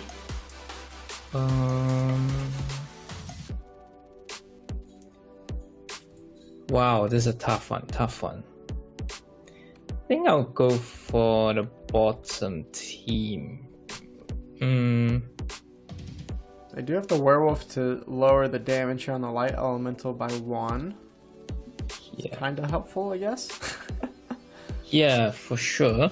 But there's 3 magic attacks in the top. Yeah. Really close. This snipe magic damage is also going to get blast onto both characters because they put the Conjurer second. So that could also take down the team pretty quickly. Yeah, the snipe. I think the snipe dealing damage on both sides is huge. It's like 3 damage. Right. Yeah. Well, on this KJ's got the chicken blocking some blast, whereas they put their chicken in back for the sneak attack, but there's no sneak attack, so. Are we both going both going top here? Top. I think I'll go top. Okay. Important matchup. I just looked, and both players have Sporon's got 1 circuit point, and KJ Chemical got 3 last week. So both players already with some points. Looking for some more. Yeah, we're gonna see lots of zeros at first because of Lorna Shine. The Dwarven Wizard is such a OP card, to be honest, and it's just a unique card on its own. I think at 3 mana, amazing magic card. Yeah, it's kind of like the Death Elemental from the Death team, but you can play it with any deck, right? Because it's a neutral. Yeah, yep. It's a Ooh, a hit off from the Crystal Werewolf, though, killing off both there. It's actually, yeah, I think it's still gonna go to top, as we said, but somewhat close. Right, because armor is almost irrelevant in this game. Oh, we got we just had a for fame or for shame matchup because I guess Ree was here, but they're saying call me Worry. All right, Worry. We'll see if you can climb the leaderboards. We're interested to look at your storyline all day long. You got to get those circuit points to get to the top 16. You're doing well. I'm very interested. All right, KJ Chemical taking down Sporon there. That was a close matchup. And let's see if we can get another one going. Ooh, I see another potential fame or shame. I don't know if they're here today. They've been in past streams, but this one is going to feature our friend Dave the Great, which Dave the Great has also gotten some circuit points in the past. So they're looking for more. We got Lorna Shine again. This time taking on Tarsa. Let's see what the rule set is. Reverse speed and only commons and rares, so no epics here. Godzilla, chat, who's taking this one? I'm not sure if they can see the lineup. Did I do it again? Gosh dang it. Okay. I don't want to switch too early because then it reveals who won. And I don't want to spoil it. Thank you for letting me know. Oh. Wow. On first instinct, I'll go with the fire. Okay. But with the extra divine shoots, I'll go with fire because with the sandworm in the second place, it gets to take down the sandworm from the top team as well as Arbalest. And once it gets through both of them, it's GG, I guess. So even with the divine shield, yeah, I think they're gonna have a hard time killing off the living lava, right? Because once their sandworm dies off, the only person that's gonna hit is the Arbalest, right? So yeah, and it's I just guess the slug, damage. But that's so much armor and health on the living lava plus the shield. I just don't think they have enough to ever take it down. So I'm going. Yes. I'm going with Dave the Great getting some fame here. I think you are too. A lot of people are saying top. One person going, or two people going top. Two people going bottom so far. I think Theta is saying a bottom. popular pick. Okay. Let's see who takes this one. Is it the Lorna? Is it the Tarsa? I'm gonna go with Tarsa. Ooh, that was a big hit. So the sandworm will get 2 shots off at least. Forgot about the cave slug and reverse speed too. That's a great card for reverse speed. The 1 speed opportunity. Oh, look at that! Ow. Yeah, that's gonna hurt. Serpentine spy with that. Yeah, taking from there. Arbalest out. I think, yeah. Sandworm's just gonna be too hard to get rid of. Sandworm will just bulldoze everything else. Yep, there we go. Yep, I think. GG's. Oh, No damage from there. I think it comes down to the placement of the sandworm for the fire team. Yeah, if sandworm was in the last position, I think things could play out pretty differently. Mm-hmm. Yeah. Yeah, it was interesting that they put sandworm in second, so it's almost like we're trying to counter their sneak attack and just keep our sandworm alive long enough. Yeah, I think they kind of thought that the opponent would probably go for sneak as well. So just like you said, wanted to protect his sandworm massive damage output. Yeah, giveaway. We're going to do a couple more matches, Icon, and then we'll do a giveaway here. But we're going to keep reviewing some of these matches in the tournament, see who's getting to that top 32. Let's do 2 more, and then we'll do another quiz question for a Chaos Legion pack giveaway. This is going to be MJ Champ taking on Espartaco, or Espartaco. I don't know exactly how to say it. Espartaco, though, is currently, they haven't played many matches, but I think they're in like 99th position, so they still have a chance to get some circuit points if they run the table. And this is no magic attack. Tarsa v Tarsa. Who do you think is going to win this one? Wow.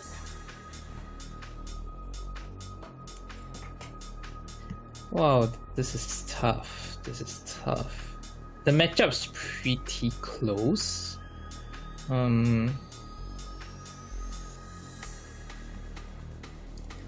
What do you think about the Zenith Monk versus the Platoon up front? With the heal versus the shield.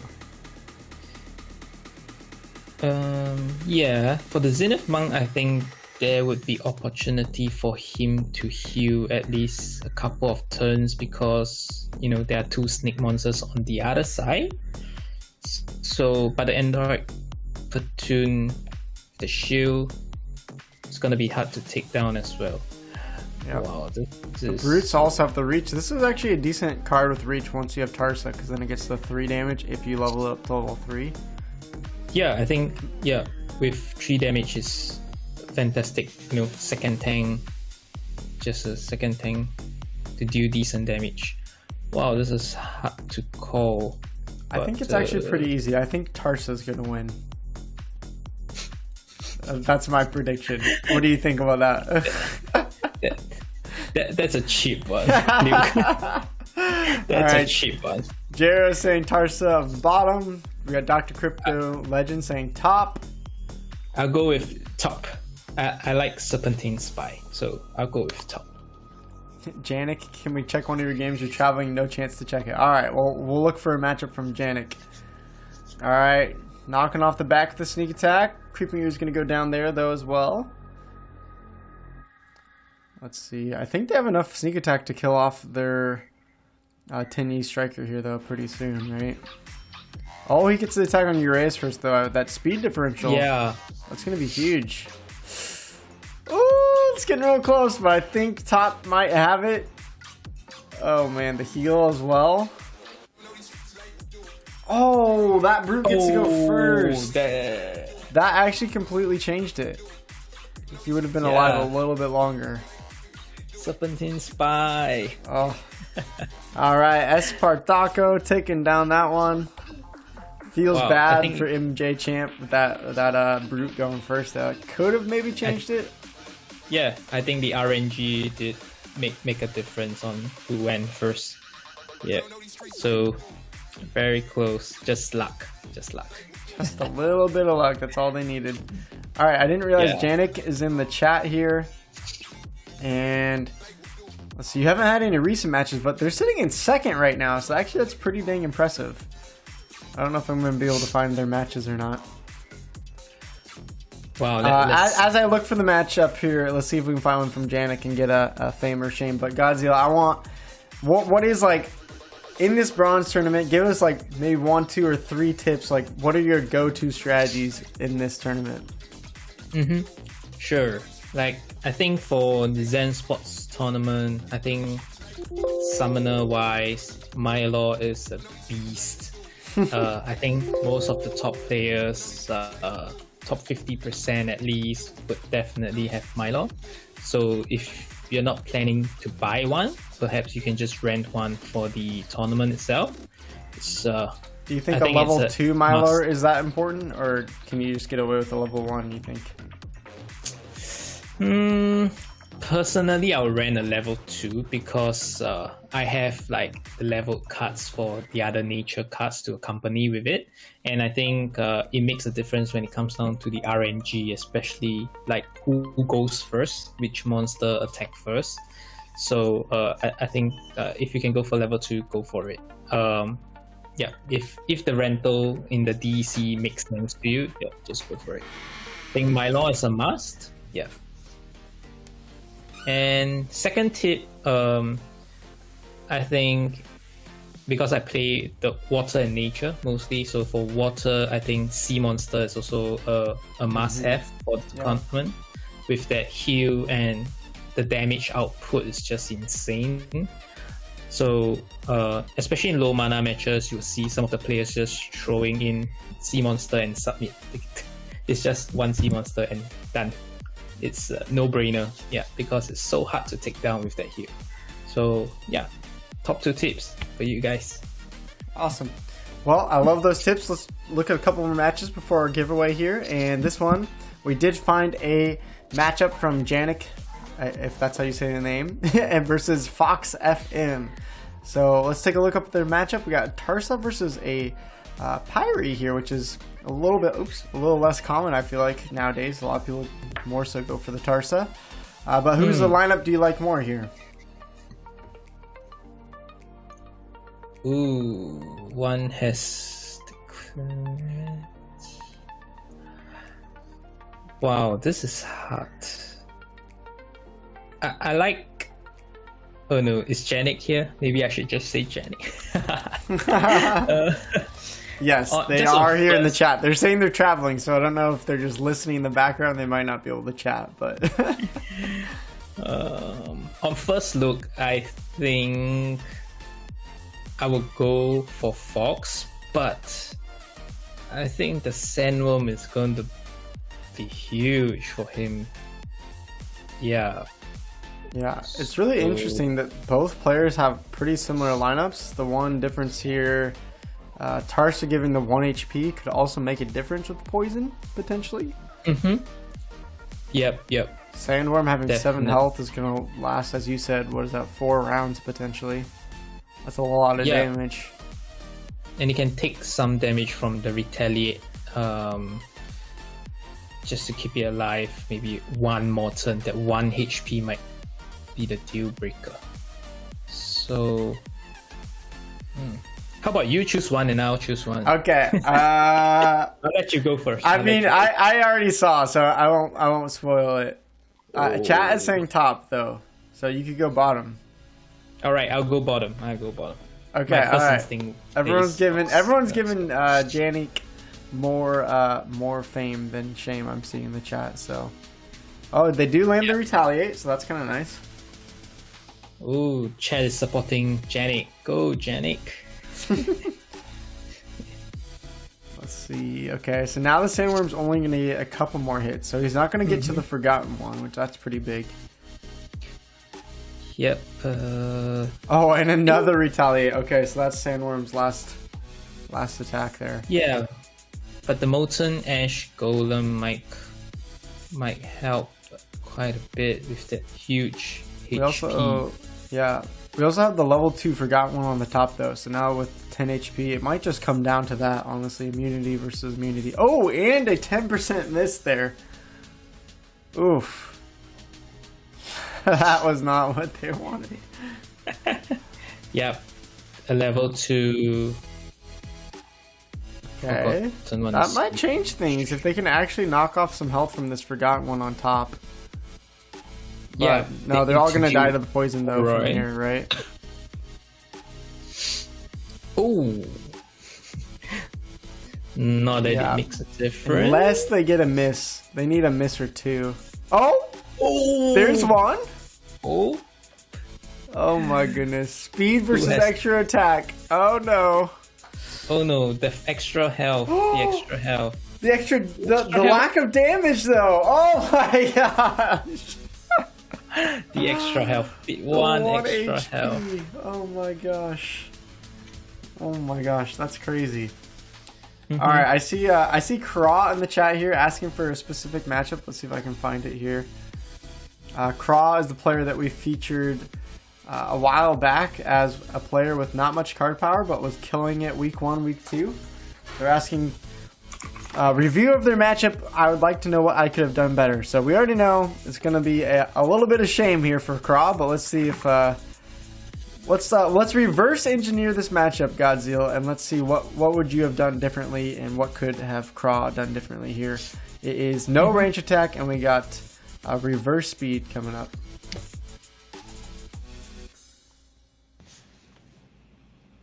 So Craw's in the chat looking for some review. What do you think about his matchup here? What do you think? Maybe do you like it? Do you think we could have done something differently? I think first look, I think I get the impression that the damage is very spread out. You have Bone Golem taking on Chihuahua, and you have 2 Sneak at the back at the same time, 2 Snipe. So the entire team is kind of hitting everywhere, you know, the back, the middle, and the front. So I think that's something that I see straight away. And then I think with the Chaos Agent, with some fillers in the 2nd and 3rd position for the team above, that would take some snipe damage, would soak up some snipe damage. So essentially it's not going to do anything for the first turn for the snipe monsters. So while on the other side, Deep Lurker is such a painful monster. Just picking you off turn by turn, right? Because the Death doesn't has armor. That's one of the disadvantage. The Death Team doesn't have armor. So the opportunity monsters would just eat the monsters up pretty quickly. So I mean, I think for this situation, like you might think Bone Golem is good here because it has the reverse 1 speed, which makes it really fast. But even then, I'm just not a fan of Bone Golem. It just, the Void is good on it, but it just doesn't have enough shield or health. It only has 8. So when it gets hit by the Thorns and then gets hit by the Chihuahua, it's going to die in a couple rounds, leaving Sandworm to take on Thorns as well. So personally, I just don't think Bone Golem is that great of a tank. I rarely find myself using it. And Sandworm actually level 2 here is actually kind of a bummer because reverse speed makes it have 2 speed, which is actually slower in this case. I do like the double sneak attack, but I agree with you. I would rather see maybe even a third sneak attack. I know the Silent Shavai has high speed, so maybe that's not the best one, but double snipe and double sneak is not typically something I run too often. Usually I'd rather focus three at a time if possible. So we already know what wins, but let's play it out and just see what happened and see if we can even learn more from watching it. Yeah, the opportunity on the Death Elemental takes out right away. So they don't even get the double sneak for one attack, did they? Ooh, yeah, and Chihuahua would just hand the heal on the thorns. Yeah, I mean, this is just it's just a really good setup from top, honestly, with the thorns on bottom. Because you can't have range damage, you're essentially you're forcing your opponent. You know they have to play melee or magic. So if you think they're gonna go for heavy melee, thorns right there. I love that choice with a heal on it, because then how are you ever supposed to kill the thorns? They're gonna be taking so much damage. Yeah, but I think the top team played a very, almost I would say like a well thought out matchup. He fielded a very strong team, a very balanced team. To cover all bases, with the, like you said, the taunts in front, with the heal at the back. Craw's in the chat saying I was expecting him to go for magic, which makes sense. That's why you play Thaddeus, right? Especially if there's no range, then you're thinking, they're probably gonna use magic or melee, probably magic. So that's why you pick Thaddeus, and I think that makes sense. You know, essentially, if there's a no magic or no range attack, then it's a 50-50, and sometimes you can just get unlucky guessing the wrong direction. If you're thinking they're gonna go for more magic and they go more melee, then that's kind of hard. It's just sometimes that happens to the best of us, right? Yeah, I think the bottom team just went for a hard counter on the magic. It's just like an all-in. So unfortunate. Yeah, but he'll definitely benefit from that during the tournament if he goes for hard counter when the opponent plays magic, for sure. Yeah, well, thank you, Crawl, for submitting your own matchup. That was kind of fun to reverse engineer that. Let's do a pack giveaway, though. So, Godzilla, I don't know if you thought about a quiz question, but I have the Twitch chat and the Theta chat and the YouTube chat all pulled up here. All right. And we can see who answers correctly first for the Chaos Legion pack giveaway. Okay. Let me see. I got this question. Okay, I'm ready. Okay. The question will be, how many monsters are there that has the halving ability? How many monsters have the halving ability in Splinterlands? Okay, I'm looking, seeing, I'm watching both chats here at the same time. All three, actually. I think I know the answer, but I'm waiting for it. I see a 1 come in from Lynn. That is correct, right? Or is there another one? Yes. All right. Good question. Lynn's going to get it just before Zerg. So, Lynn, send us your IGN. And Godzilla will send you one. I think Lynn won last tournament stream last week as well, if I'm remembering correctly. So, Lynn stacking up those giveaways. I love it. 6. I wish. 6, actually, I think that would break the game. That'd be so much halving. The halving alchemist is one that I've always rented for this tournament as well. It's like you just have to have it. Yeah. Can you imagine a summoner with the halving ability? My gosh. I hope they don't do that. That will break the game. Yeah. Alright, Lynn's is just Lenn. So 3 N's there. If you want to send that on over. Lenn. Yep, I'll send it to you. 3 N's at the end. I don't know if you said that or not.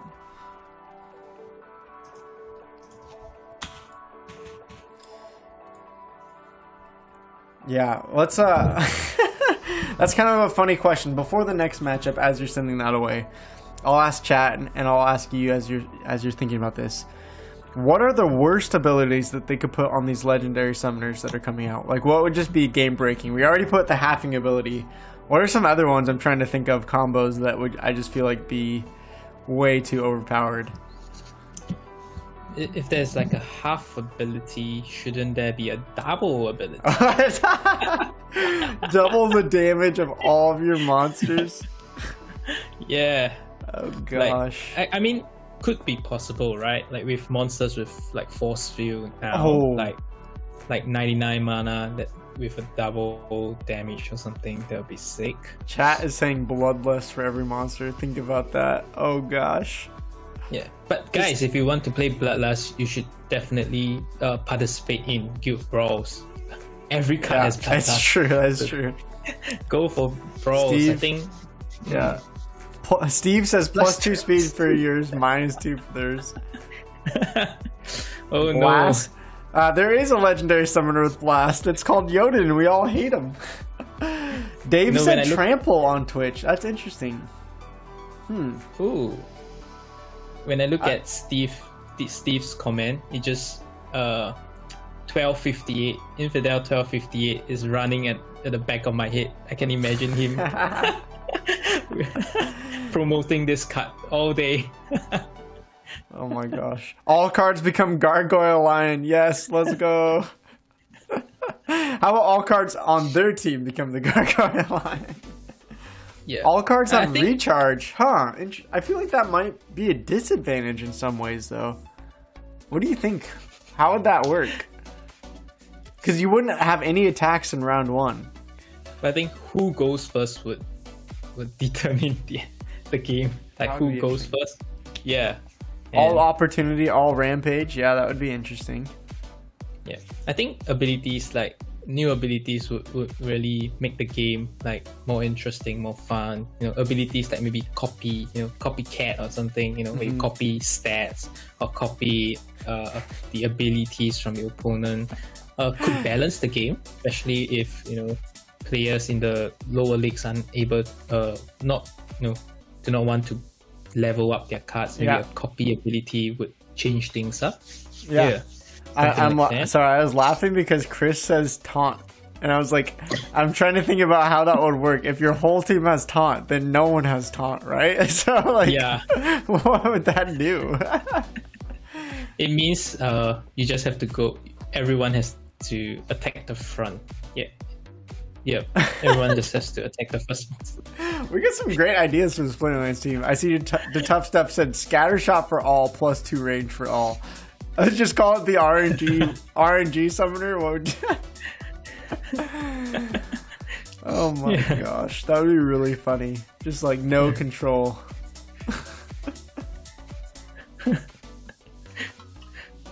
Inspire for the whole team. Inspire for the whole team. Just get like 6 inspires with all melee. You just like you're doing 10 melee damage all at once every time. Oh my gosh. Yeah. Imagine like poison and affliction ability in a summoner. Some did say poison. That would be insane. Oh, I kind of like Zerg's idea. Backfire and -2 speed. What do you think about that? That's kind of fun. That's like a really troll. That's like, I just want to... That's the reason I like Quicks, is because you can create so many speed differentials and just make people mad with all the misses. But imagine adding Backfire to that. Yeah. It becomes like a total... You know, you can play a total defensive team. Like, defense is the best offense. Like, everyone will just play healers, you know, triage, and everyone just not attack. That's one idea. Oh my gosh. Summoner that gives both flying and phase. I've actually thought about if they are going to make a legendary summoner that gives your whole team phase to counter magic. That would be interesting. I actually could see that happening. Flying and phase would be a good combo as well. Yeah, I think the dev team is pretty, as you know, they like phase quite a bit. They've given phase ability to quite a couple of new Chaos Legion monsters, so I could see that coming. Yeah, to change the meta a bit. Yeah.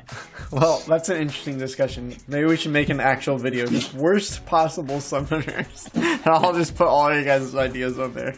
They're pretty good. Well, let's jump into some more matches, shall we? We got about an hour for these to come in, and right now it's I don't think they're here today, but normally both these people are. Faded Glory and Vice are in the chat. I don't think they are now, but kind of a double fame or shame if one of them is here. So it's kind of fun here. Both going Kelly out. We got a Trample and Odd Ones out. So, Godzilla, chat. Who's taking this one?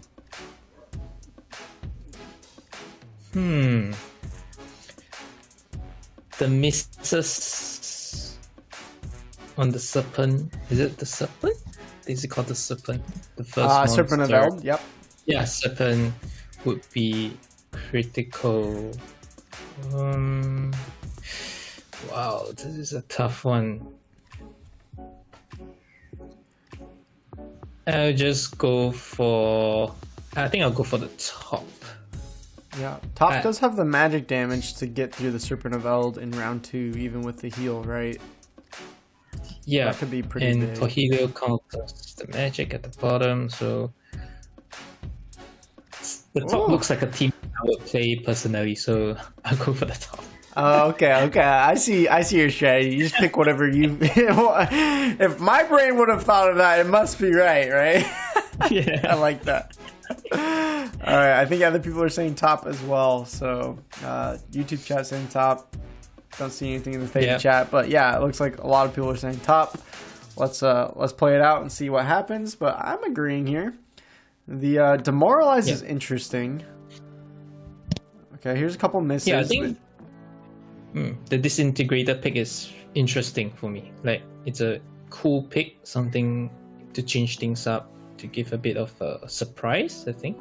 Yeah, Axemaster with, I don't think they missed at all, so that was kind of nice. Sandworm missed Axemaster, so that's even going to be harder to now take down the Axemaster. The double shrine Axemaster is huge, and with that speed, +1 speed, Axemaster is really a top card for water. Let's see. Oh, and that's 2 misses for the Sandworm. Yeah, and just 2 speed difference, to be fair. Yeah, it wasn't that big of a difference, but I think that... I don't know if they would have won, but I think it definitely made it a lot less Faded close. Glory is in the chat. Oh, Faded Glory is in the They gave it away, but I think we already knew at this point. Sorry, Faded Glory, getting the shame on this one. To be fair, your Sandworm 20% miss chance and it missing twice in a row. That's unlucky. That feels bad. Luck wasn't on your side. Don't be. It was an interesting pick of a team. Like, it was a very interesting composition. It was just the luck. It's just luck. Nothing else to it. All right. Well, I think it's time we need to do another player highlight. I just like highlighting players, looking at their storylines throughout.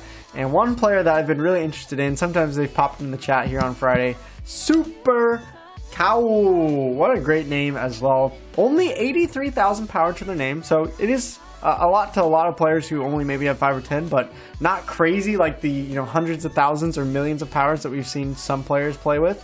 And they are doing quite well in the tournament. Currently 10 ranked. They held their position from last week with no change up or down, and they have 66 wins and 17 losses so far. So right now, Super Cow killing it. Right there, you can see 10th place with 11 points, tied with Schnapoon. And potentially, if they can just get a couple more points, I think throughout these next couple weeks, they should be a shoo-in to make that top 16. Let me see if I can find them here in the tournament today. Are they in the standings so far? Oh, right now, that's going to be really interesting. They are currently sitting at 29th. So there is a chance here for Super Cow to maybe pick up another point, but they could also get knocked down if people within this last hour decide to get more wins than Super Cow. So I'm interested to see how that goes. And I just like the...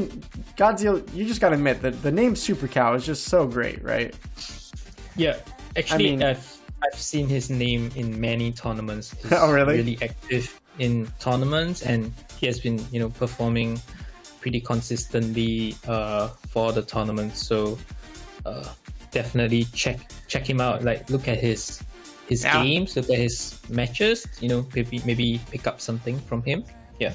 Yep. Ultimate Warrior, we just don't talk about my place this tournament. We just don't talk about that one. Last one I got a lot of fame, and we're just going to keep it that way. We're not going to talk about what happened this week. And instead, we're going to move on to a different for fame or for shame, because we got our man here, the myth, the legend, Stever, or Steve R82, as we found out today, taking on Moby 7-2 in an enraged battle with close range. So, take it away, as always, Godzilla. What are you thinking when you see this matchup?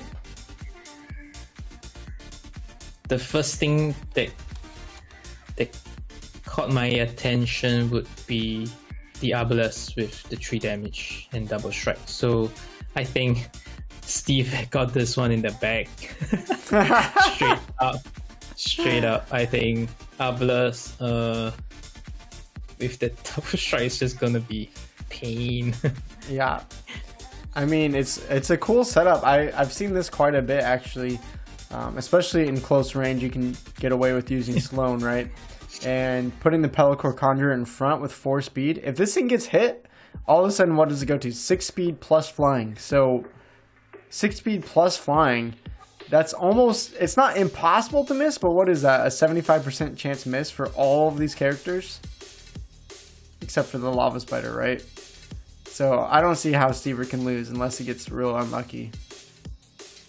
So let's play it out. Let's see if Stever gets the fame. Everyone's saying Stever. Maybe we're wrong. Maybe we're not seeing something, but I believe here. Yep. Doesn't even get an attack off too. Look at this speed differential. Look at all these misses, even without it being enraged. Was that 4 misses in a row? Oh my gosh. Yeah, from here, I don't... Can't even get it! Godzilla, what is going on? Oh, Godzilla, I don't know if you muted yourself. I can't hear you right now. I don't know if it's on my end or yours. Try to say something. I can't believe how many... Alright, we'll try to get the audio working again here, but that was crazy. Stever with a perfect win. Perfect amount of fame here. That was quite beautiful there. And GG's, everyone. Congrats, Stever there. Perfectly played. Nothing could be better. And Godzilla, I'll try to say something. There you go. There you are. Alright. Do you like that matchup?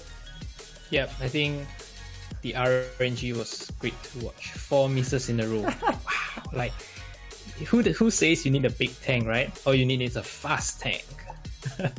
I mean, I don't know how many misses that was. We should have counted, but I think even before the Conjurer got enraged, I want to say it was 7 or 8 misses in a row. So there you go. Steve is in the chat. He's collecting his fame. That's what he's doing. He's supposed to be working, but as soon as, he hears a fame or shame featuring him, he's got to jump back in, right? Yeah, I think to beat, if you look at that game to have a chance against Steve's team, I think you really need like a couple of sneak attacks or opportunities to get to the Arbalest as quick as you can.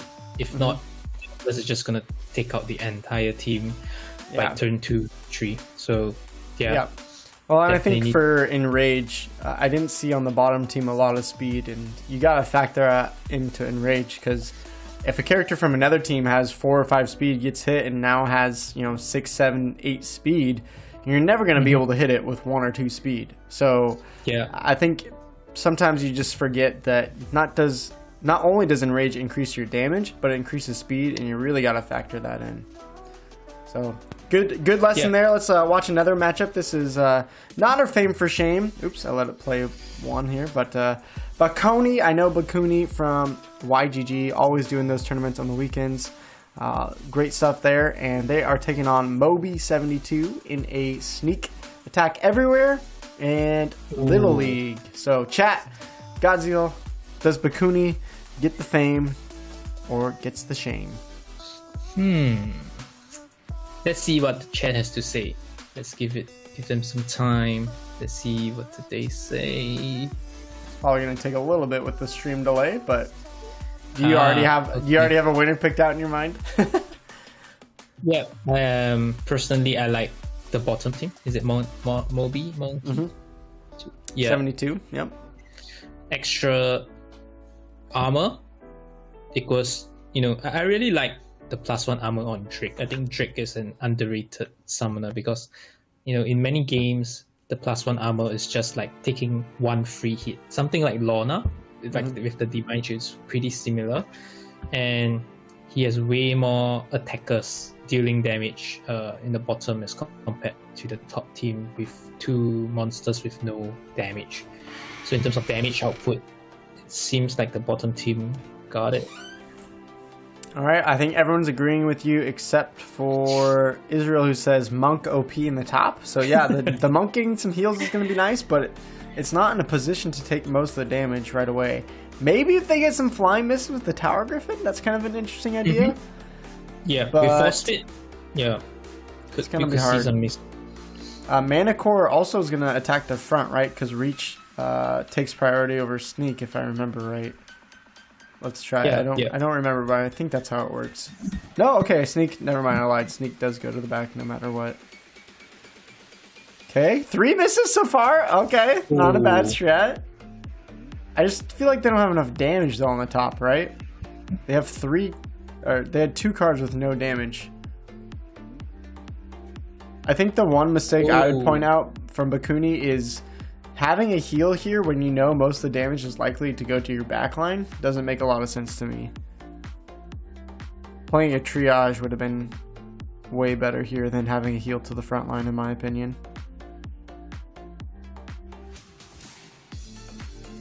Yeah, that's gonna be it. No more damage. Sorry, Bakuni. It's interesting. I don't know if maybe because I made the tournament before it came out, but I haven't seen the Spirit Hoarder yet. Oh, I guess it's a legendary, right? So never mind. I'm being dumb. But I'd be interested to get your thoughts. Maybe not for the tournament, but just in general. How do you feel about it, and how does chat feel about the neutral Spirit Hoarder with the triage at level 1? What is your experience been with? I still don't own one, so I haven't played with it much. Do you like it? To be frank, I haven't been using it that much, but I could see quite a bit of a combo and synergy with the water and nature deck as well, with the taunt, the backlight taunt.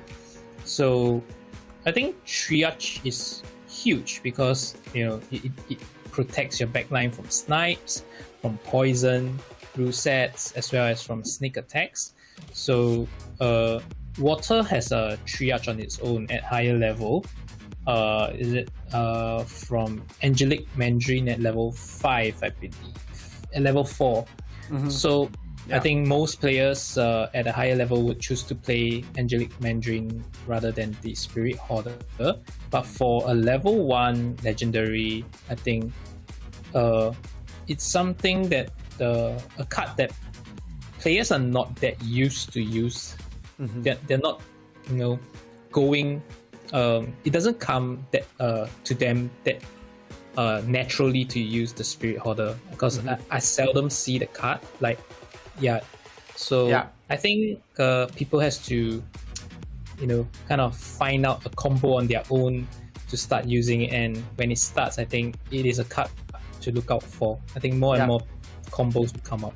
Yeah, and I think Zerg, I think it was Zerg who pointed out in the last tournament stream that one really OP combo is to stick your taunt in the backline, like the Slip Spawn, like the Wave Brood, and then if you have triage, you can actually get a couple heals on your backline tank and do all the damage to their front. So I liked that strategy. It's pretty good. I thought that was pretty smart. I've been messing around with a little bit there. But let's go to another match. Plus Stever with a gift card. Spirit Hoarder. Wow, as I call it out. Okay. Let's see. What other cards do I not have? Just kidding, Stever. Thank you so much for your gift. That's much awesomes. Much awesomes. I don't know what that means, but I just really appreciate it, Stever. Let's watch this matchup. Espartaco. We talked about them earlier. They are 1 win away from potential circuit points here. So this match is pretty important. Although Godzilla, does he have any shot at this, taking down Mylar? I would say no. Without looking at the lineup, when I look at Milo against Fire, I would just say Milo all day. Yeah, no chance because he has 2-3 fillers at the back that would occupy Tennis Striker quite a bit. And by the time, I think Tennis Striker might just suicide at the end. Yeah, pretty much, yeah. Yeah, I think that's an interesting strat. When you see no magic and Earth Deck is available, you better believe that people are either thinking Mylor or General Sloan for the range damage. So Tarsa, I don't think that was a great pickup here. That's at least the way I would think about it, is anytime we see weak magic and all decks are available, you know they got to go high range or they got to go Mylor for the Thorn damage, I feel like. Yep. Mylor on its own is like 2 damage per turn without attacking, right? Just reflecting damage. Ouch. Even with the low damage monsters, doesn't really matter. Thorns should be enough. Yep. Alright, well, unfortunate for Espartaco, they have a couple more matchups, so maybe here at the end we can see them shift into the top 32, but for now, not gonna happen. Sad day. Yeah. Ooh, okay, we have another top 32 matchup though, so this one, I feel like this is maybe this is a replay. No, I don't think we've seen them go up against each other. I'm thinking of Vice versus Our Faded Glory. This time we got Vice versus Steve R82 again. Ooh. So this is going to be a spicy matchup. Both players looks like silent summoners. We got got Blasco in there. And this is an important matchup, both in the top 32. So a win here for either of them could really get them more circuit points. Godzilla chat. Who's got it? Is it Steve or is it Vice? Wow. Oh.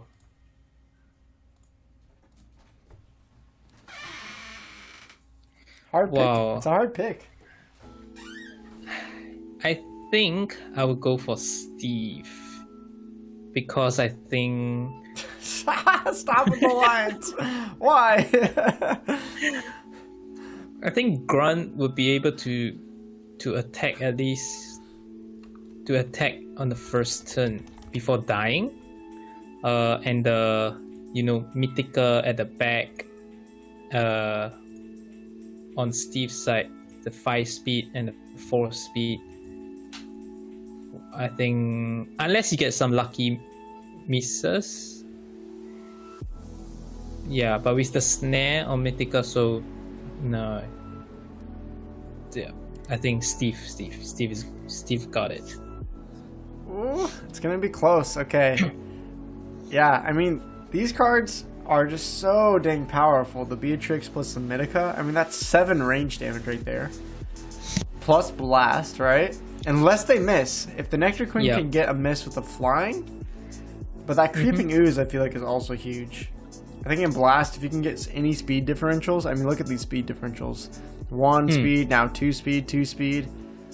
I feel like Steve R's team is going to get most of the attacks off first. And that could just, make the game pretty much over by then. But a lot of people picking Vice from the top, though, as well. So it's going to be a close one.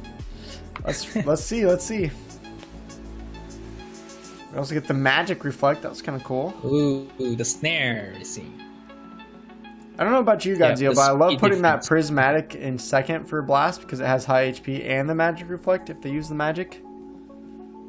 Yeah. Ooh, and Grund with the Double Strike too. I love the Prismatic energy as well. Yeah, especially in a Magic Mirror match, it's a very strong card. Oh!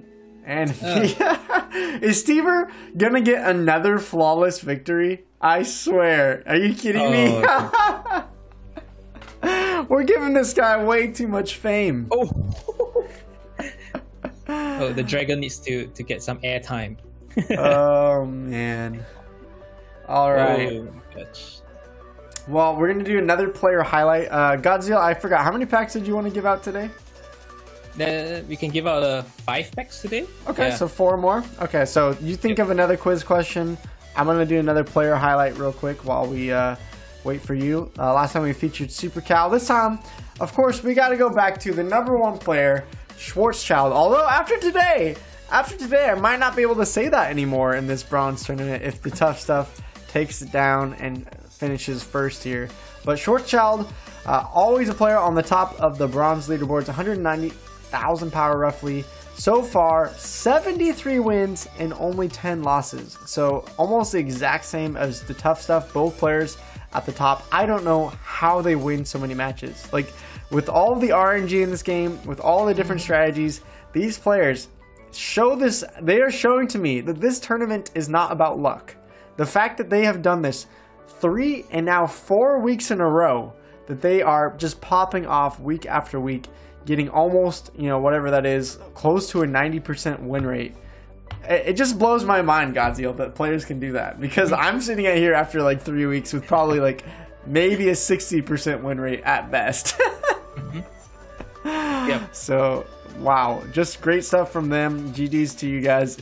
Both the tough stuff and Schwarzschild, I think, could be tournament favorites. I don't know if we're going to maybe do once we get to the final with the top 16, maybe we'll do a bracket, which people can predict. Maybe we'll give a giveaway for the best bracket pick. Maybe that would be kind of fun. I've seen Zensports do that before. But for now, let's enough about Schwarzschild and the tough stuff being better than the rest of us. Let's do a giveaway here. And Godzilla, I don't know, do you have another quiz question that we could pull up and see who gets first? Okay, I think this one will be an easy giveaway. So, Okay. how many subscribers does Luke has on his YouTube channel? Oh Up to man, 2 I don't decimal even know. places. To the decimal gets- places? It's an I'm easy gonna- one. Wait, I'm going to do it by the actual official number because it only shows the point. Once you get to the thousands, it only shows the points. Yeah. So I'm going to do the exact number. I don't even know. I got to look it up. I see some answers coming in. I don't know. Okay. Oh gosh. Okay.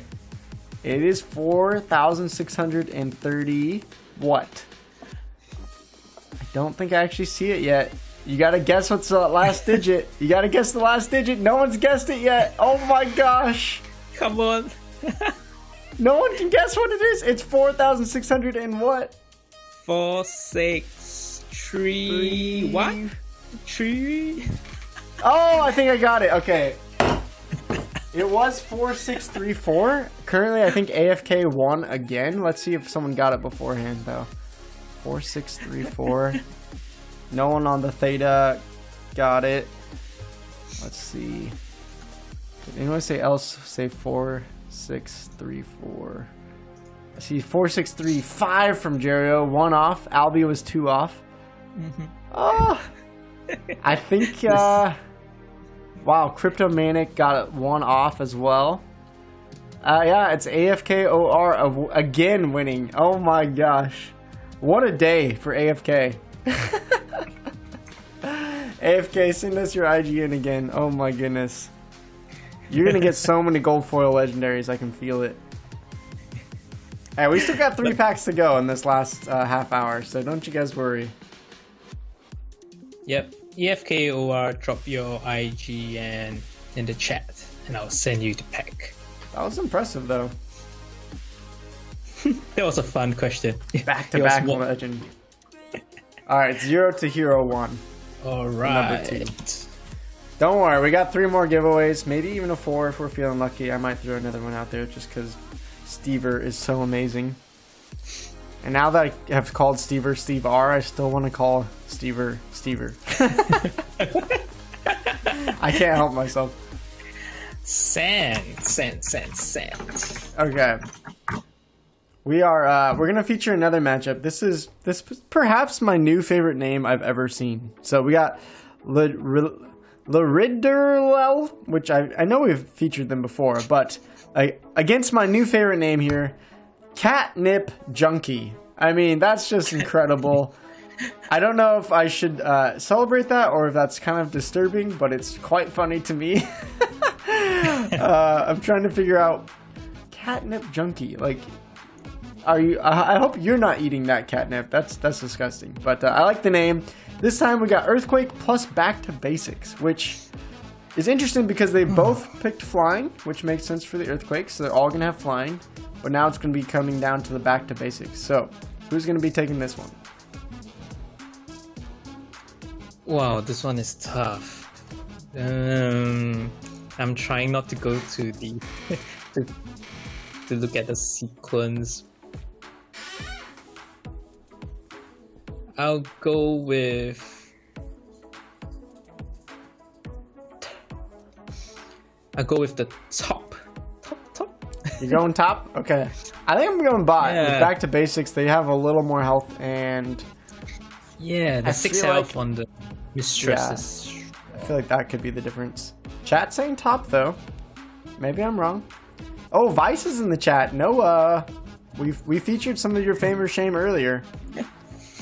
I believe you lost to Seaver. Sorry about that. We may have watched that one. Oh, top's gonna kill off their. Oh, okay, maybe it is top. That 6 health though is pretty powerful, but now they have Furious Chicken, so yeah, top's gonna win. Yay! I'm getting the shame here. I thought they extra health on bottom, but they just didn't have enough damage. Yeah, So there you go. the GG. health at the top tank had a pretty good, decent health to take some damage. Yeah, I mean, when you have a name like Catnip Junkie, can you really lose any game? All right. Oh, we got another matchup from our amazing player here. Let's talk about him for a second. Right now, Haturo is hanging on to the top 16. This player has less, I think 9,000 power, 10,000 power, and then this week has 15,000 power. I don't know if that's rented or they bought some more, but this player has the least amount of power on the leaderboard that I have seen so far. So let's go look at another one of their matchups, see if they can get some more circuit points. I would love to see someone with 15,000 power qualify in the top 16. I think that would be amazing. So we got a lost legendaries. We already lost that. And then the knockout, which really isn't that important here. So, Lornshine versus the Liridurler Obsidian. What are you thinking here?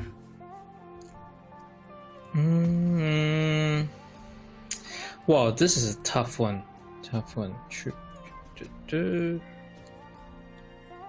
want to go bottom because I think he countered the top team pretty well with that silence on the wolf. So Lorna, let's go.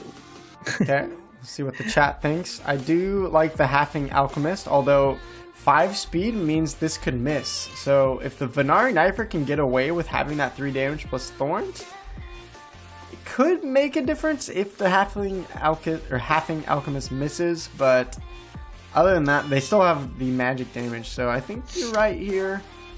Crystal Werewolf is a great card, nerfing that wood nymph damage. So I think everyone's mostly going for bottom here.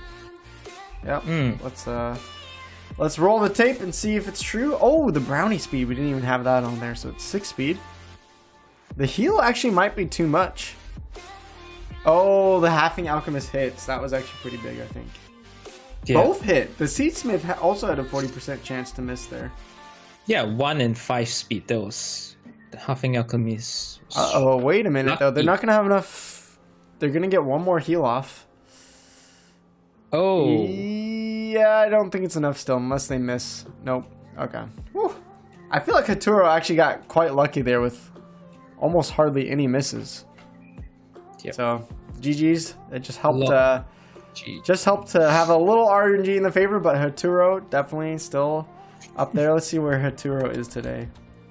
Haturo is currently in 58th, so let's see how many matches. 25 with 2 more to go, I believe. They have a shot at getting top 32 with some tiebreakers, maybe, but probably not many points this week, it looks like. Unfortunate. GG's there, though. All right, let's get a couple more matches in, maybe 1 or 2, and then we can do another giveaway. Yep. Let's do it. This one is going to feature one of our top players as well. On the leaderboards is Schnapoon, I think finishing 4th last week. And this time they're playing Mylar versus Tarsa, so we should probably be able to guess who's going to win just based off of that. But let's see, the rule set is odd ones out. So, yeah, any chance that Tarsa can take down Mylar? No. Simple as that. Yeah, no. I love your analysis. Just no. No, just next, just click next. Just go to they the do next panel. okay. They do have armor repair though, and they do have 2 range damage, so they won't always take thorns. But yeah, even then, I just don't see it. Yeah, and magic counters Taxa pretty well. Yeah. So even without thorns. I mean, they're gonna shred through the slip spawn, but living lava needs an armor repair. That would be helpful, but even then, yeah, the magic is gonna take it down, right? Oh, they don't even get the armor repair, so that's gonna hurt them a lot. Maybe with that, could have made. I don't even think with that would have mattered. It would have been helpful. Yeah. I think either way, whether he went for Obsidian or Milo. Oh, and a miss. Actually, if Living Lava lived there and killed the queen, there actually may have been a small chance, but without that and the miss there. Shanapoon taking that victory. Nice job. Godzilla's quick analysis is too powerful. Just nope, not gonna happen. Yeah. Can you imagine like if tournaments had like specific rules where you ban certain cards? Ooh. That would be pretty fun. Like the meta would change tournament to tournament.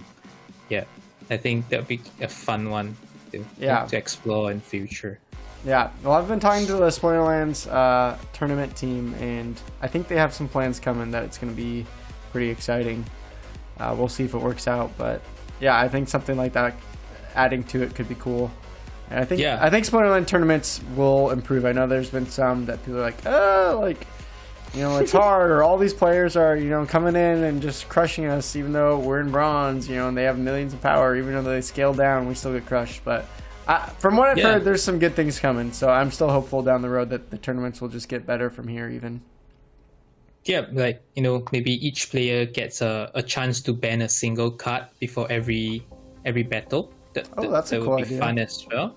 Yeah, to change things up, and you know, players would be incentivized to get a better selection of cards. You know, to expand the decks that they have, so they have more choices. Yeah, I think that would, you know, the players definitely get comfortable with their default go-to deck, like Milo. You know, even in the rank battles, everyone in the lower league goes for Elric, water magic spam.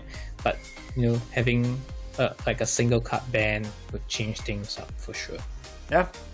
Well, before this next giveaway and quiz question, let's go take a look at the standings. We only have 30 minutes left, so some of these matches still haven't been played and could make a difference. The Tough Stuff sitting at first, but technically Janik and KJ Chemical could also catch the Tough Stuff and tie up at 24, depending on tiebreakers, could overtake the Tough Stuff.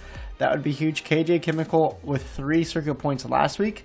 Top 3 finish here would, I think, bump them up to the top 16. So that's pretty exciting for KJ Chemical. UA in 4th as well.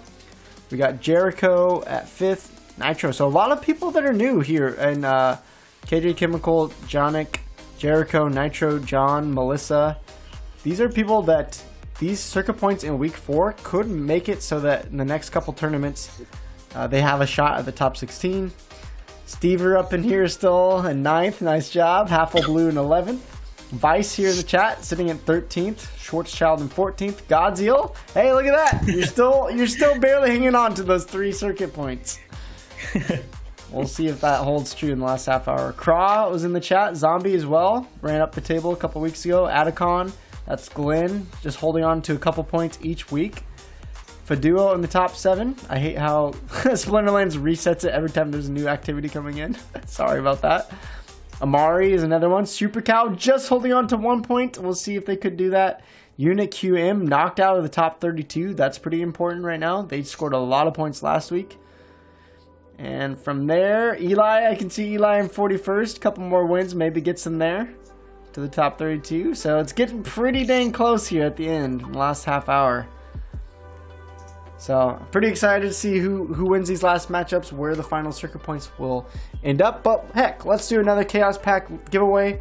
Do you want me to do the quiz question, or do you have a quiz question again? You can go first. Yeah, for sure. Okay. If you have one ready. I do. Let's see. Okay, we'll see who was paying attention and who has been watching since week 1. So week 1, Bronze Esport League. First stream, who were the 2 guests that were on the stream week 1? First person to get that on Twitch, Theta, or YouTube will be getting the Chaos Legion pack.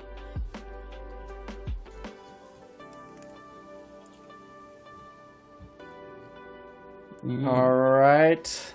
I don't see it answered yet. Stream delay. This is going to be close.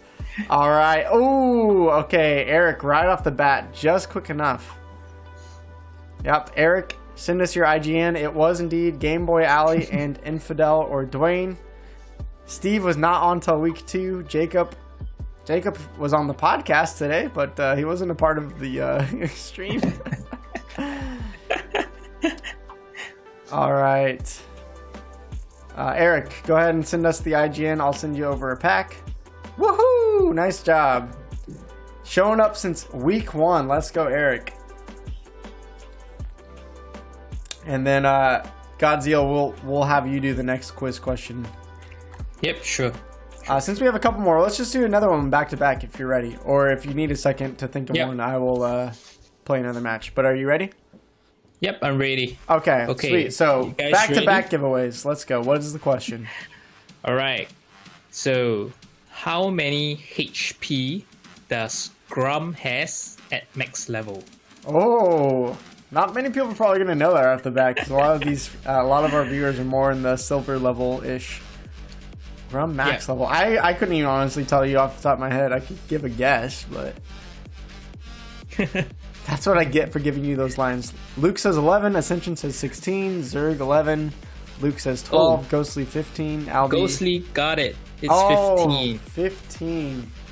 Ghostly. Yep, I didn't see anything on the Theta come in, so. Yeah. It's Ghostly first. Oh, Ascension, you were 1 off. So Ghostly BG, send in your IGN. It was, I saw Theta come in. 6 is not the right answer. Can you imagine 15 HP? That's pretty insane. At the start of a game. Yeah, Yay, and then Ghostly. Bloodlust for even more. Alright, IGN was in the chat. Ghostly BG. There you go. Alright, you got yourself a pack, Ghostly. Alright, I believe Godzilla has 2 more for us at the end of the stream, so. No consolation prize, sorry. This close, but not close enough. I'm sorry. If I had the money to, I would give everyone free packs. But that's not going to happen. Sent. Alright, sweet. Well, we'll do a couple more giveaways at the end in about 20 or so minutes. But we have more tournament to cover. So Godzilla's a champ here, just analyzing all these matches with me. And I did not mean to show that. That's what I mean. I don't. Alright, we'll watch this matchup instead. So KJ Chemical with another win moves up to 2nd place with 22-3 record. So let's just view it. Even though I ruined it already, let's just go watch. I want to see what happened with KJ Chemical. How do they win this matchup? It looks like Silent Summoners. So both picking a 3-mana summoner because it doesn't matter. And is there another rule set? Earthquake. So there you go. Godzilla, how does KJ Chemical win this one and move up to 2nd place? Yeah, KJ Chemical. I think the damage from the Soulstorm, is it called the Soulstorm? I think that would be huge. Yep. 3 range damage. Yeah, Soulstorm. Yeah, the 3 range damage with flying and the snare. Yeah. Yeah. I'll it's go for chemical. It is interesting that they did put Riftwing and the Shadowy Presence, so that's a lot of no attack, but lots of health.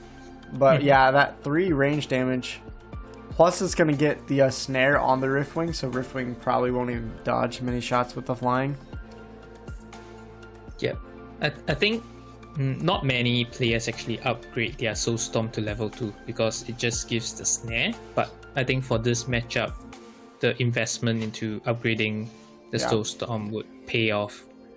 Yeah, I mean, I wasn't a huge fan of Snare until I started using, Lyra, the legendary death monster. And just playing around with that card and realizing there seems to be more flying monsters put in the game, so having a Snare is nice. And especially for something like this, Earthquake Battle, you take away the flying, so they have to take Earthquake damage. Yep. So great card. I think that shows like having leveled up cards could make a difference in particular rule sets, and that's just a prime example, perfect example on why you should try to upgrade your cards as much as you can.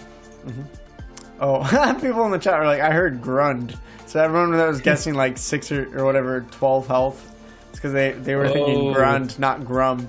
I do that all the time. They like sound exactly the same, and so I'll just call Grum Grund, and I'll call Grund Grum. Blame Splinterlands for that one. Alright, well, we got another potential fame or shame. I don't think they're here today, but Super Cow, and we featured Amari quite a bit as well. Both great players here in the bronze level, both trying to make the top 16, and this is a melee-only matchup, which I think I know what you're going to say, but am I wrong? Is there potential to take down Mylor here for the first time ever?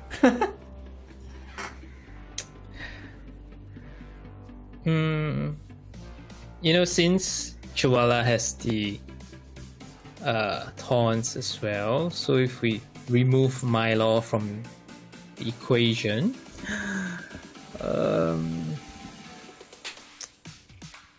the flying could be huge. They can get some misses, maybe. Yeah, and taking the quick damage every turn on the Mylor side. Wow, it's really interesting that both went for no sneak attack or opportunity, so it's just a 1v1 matchup in the front the whole time. Yeah. So maybe with the demoralize, this only having 2 attack, and if Chihuahua, if it misses the Chihuahua a couple times, maybe, but the thorn damage is only going to do 1 back to the infantry, so I'm still going to pick Amari at the top. What are you picking? Crypto Ultimate Warrior said Super Cow, actually, so who are you taking, Godzilla? Oh, you cut out for a second. Are you back? Yep. Cool. Who are you picking? We didn't hear your prediction. Super Cow. Yeah, I'm going for Super Cow. Oh, you're going Super Cow. Okay. You're finally going against Mylor. I've never heard you do that before. Yep. Let's see. Oh, there's one miss. Oh. Yep. And the Earthquake. Go Super Cow. Okay, Chihuahua surviving long enough. Earthquake doing... I mean, the heal's going to come up for the Zenith Monk, but... Oh, okay. You might be right. Mylor, we might see go down. It's going to be close. Yep. I think, like Steve said, it comes down to the Pelacor. Let's see. Ooh.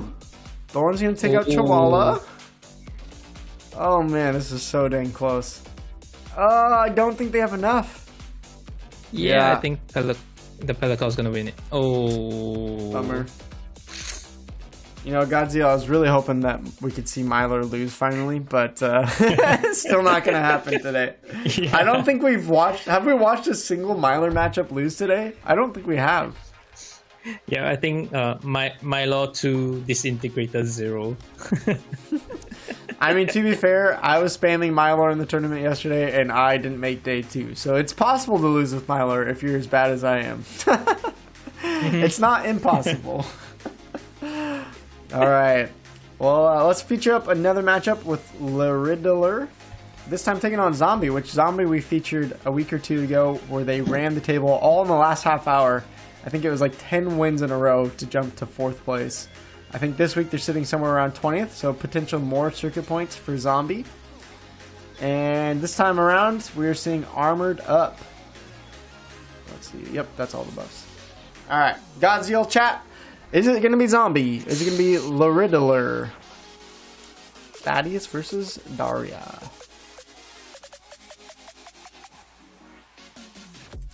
What are we thinking? Zombie. I'm going for Zombie. A double sneak attack with Daria? That's pretty dang powerful. 4 and 2.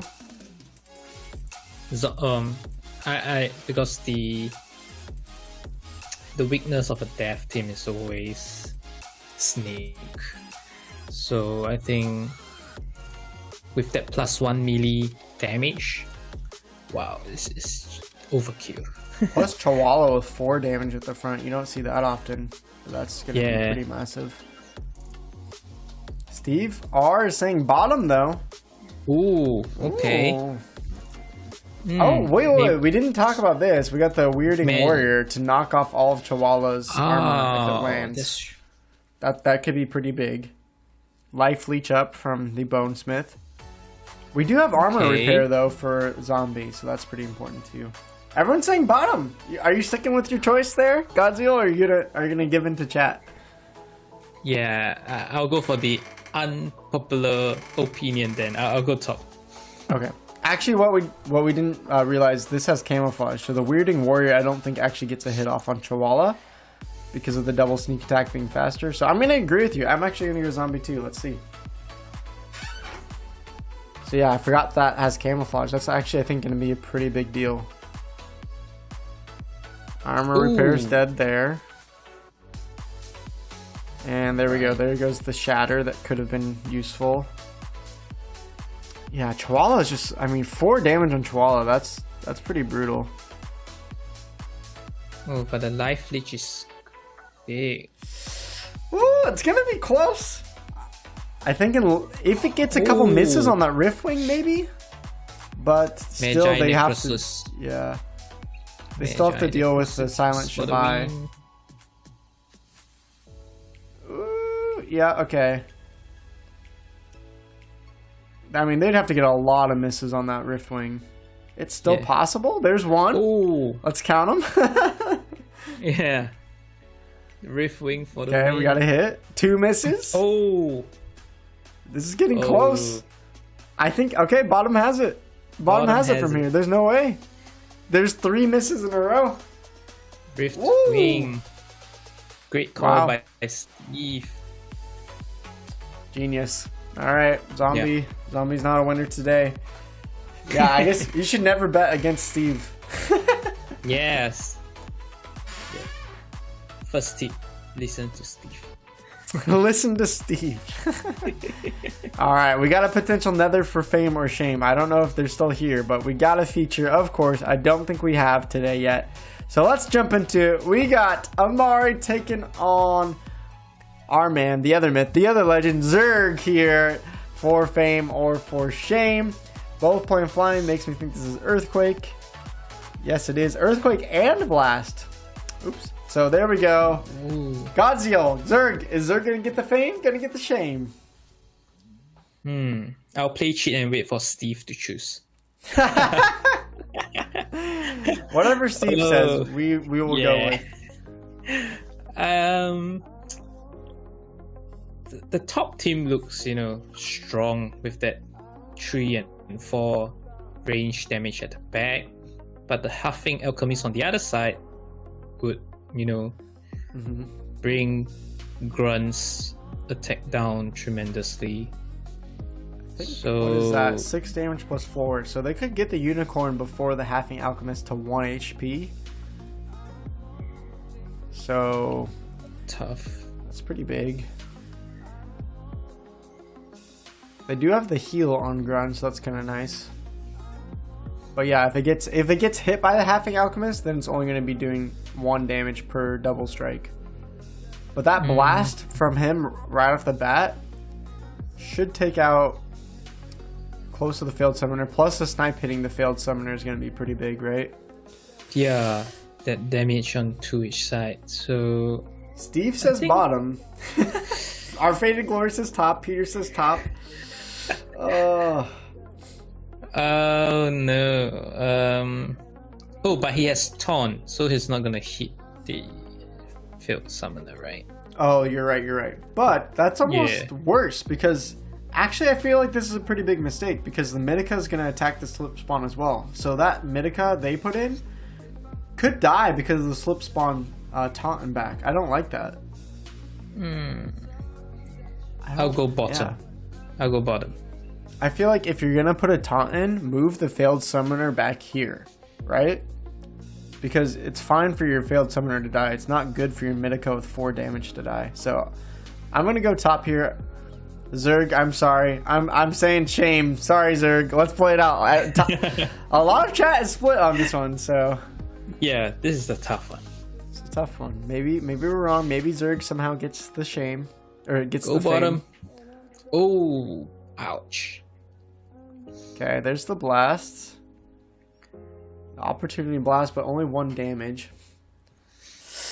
Oh, it's getting real close. There's the heal. That was pretty important. And then Mitika. Oh, whose Mitika goes first? That's the important part here. If Amari knocks off... Oh, the earthquake. I forgot about that. The net there. Yeah.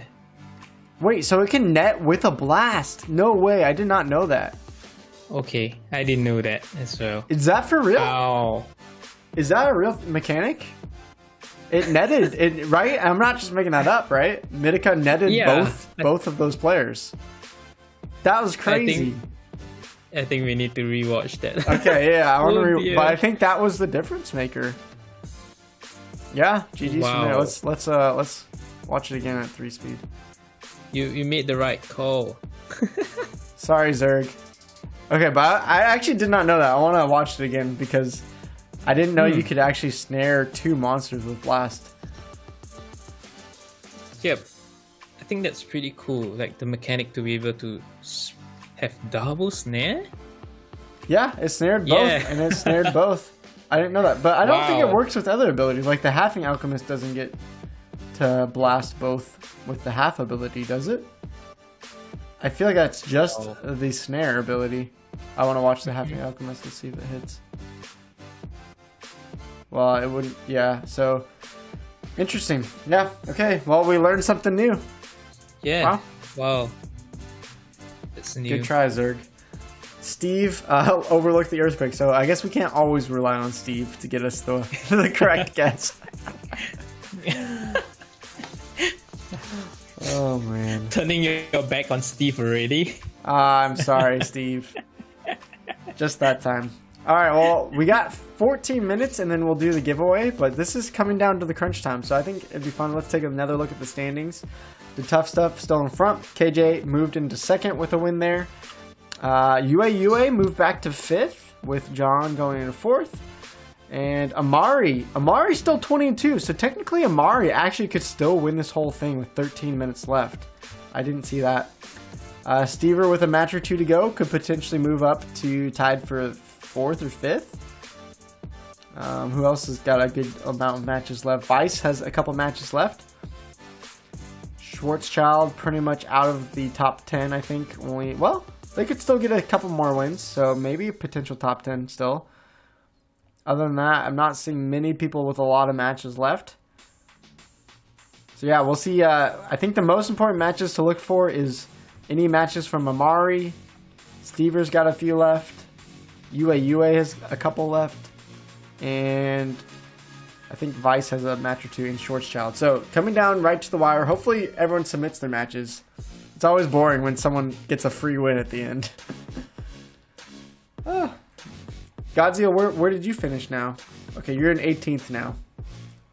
So, yeah, you got bumped out of your 3 points. I'm getting kicked. I think that's down the ladder.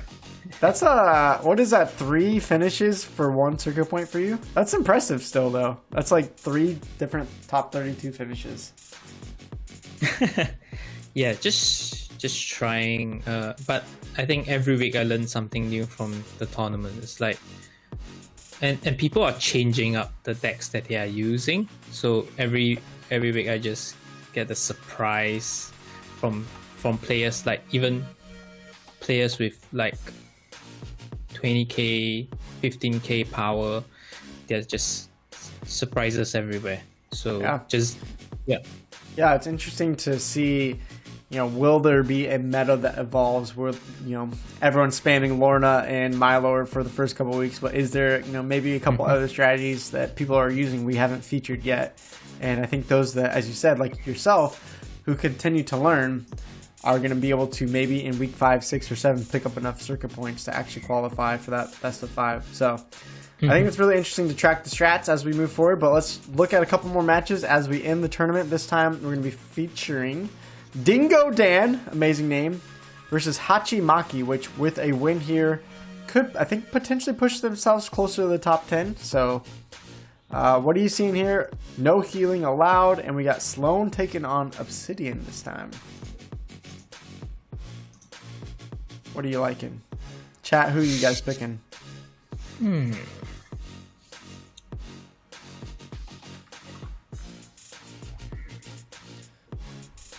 Ooh. I will say right off the bat, I always love seeing Crystal Werewolf. It's such an easy card to ramp for like 0.2 DEC to counter up the Obsidians that often get spammed at bronze. I'll go bottom. I think, Arbalest with the 3 damage and the taunt protecting it. I think, easy one. Yep, and then like you said, Werewolf with that counter magic is just a cheap cut and so effective, like in situational plays like this to counter magic. Yeah. All right, Arbalest. Let's see. Yeah, they have no damage to take it out, really. So everyone's going bot, as far as I see. Let's see if that's true. So back to 2 speed for us. Yeah, I guess even if they did have sneak, it wouldn't have mattered because they got the taunt in front. Yep. Chicken with a nice block. Armor repair, though, it's going to stop it from dying to the unicorn. So that's... The armor repair there was pretty nice. And then from there, they should have all the damage they need. Yeah. Shield Bearer is such a essential tank for the life splinter. Yeah. Getting a leveled Shield Bearer is just gonna make a huge difference, especially and it comes from the Untamed set where the supply is so limited. So if you are investing in a live splinter deck, Shield Bearer, a leveled Shield Bearer, just go for it, man. Yeah, I'm curious to take your thoughts as I'm talking about it. I'm mostly saying, as I'm building a deck and telling people to build deck, focus on the Chaos Legion cards because they're so much cheaper. Yeah, Untamed will hold value longer, as you said, because it's less of supply. But if you're just starting out, it's pretty hard to go get those older cards. So for you, what are your thoughts? Yeah. Does that ring true for you, or do you think it's really that important to go back to Untamed and try to level up those cards, even though it's really expensive? Say someone's trying to start out this game with $100-$200. Would you say only focus on Chaos Legion, or do you think there's a couple Untamed cards? Hey, go back and level those up because those are really important. I think for a start, like 100, 200 will probably get you to silver, right? So I think the primary focus would be to get the Chaos Legion cards, get your summoners, get the monsters that you will use in and out every day for your rank battles.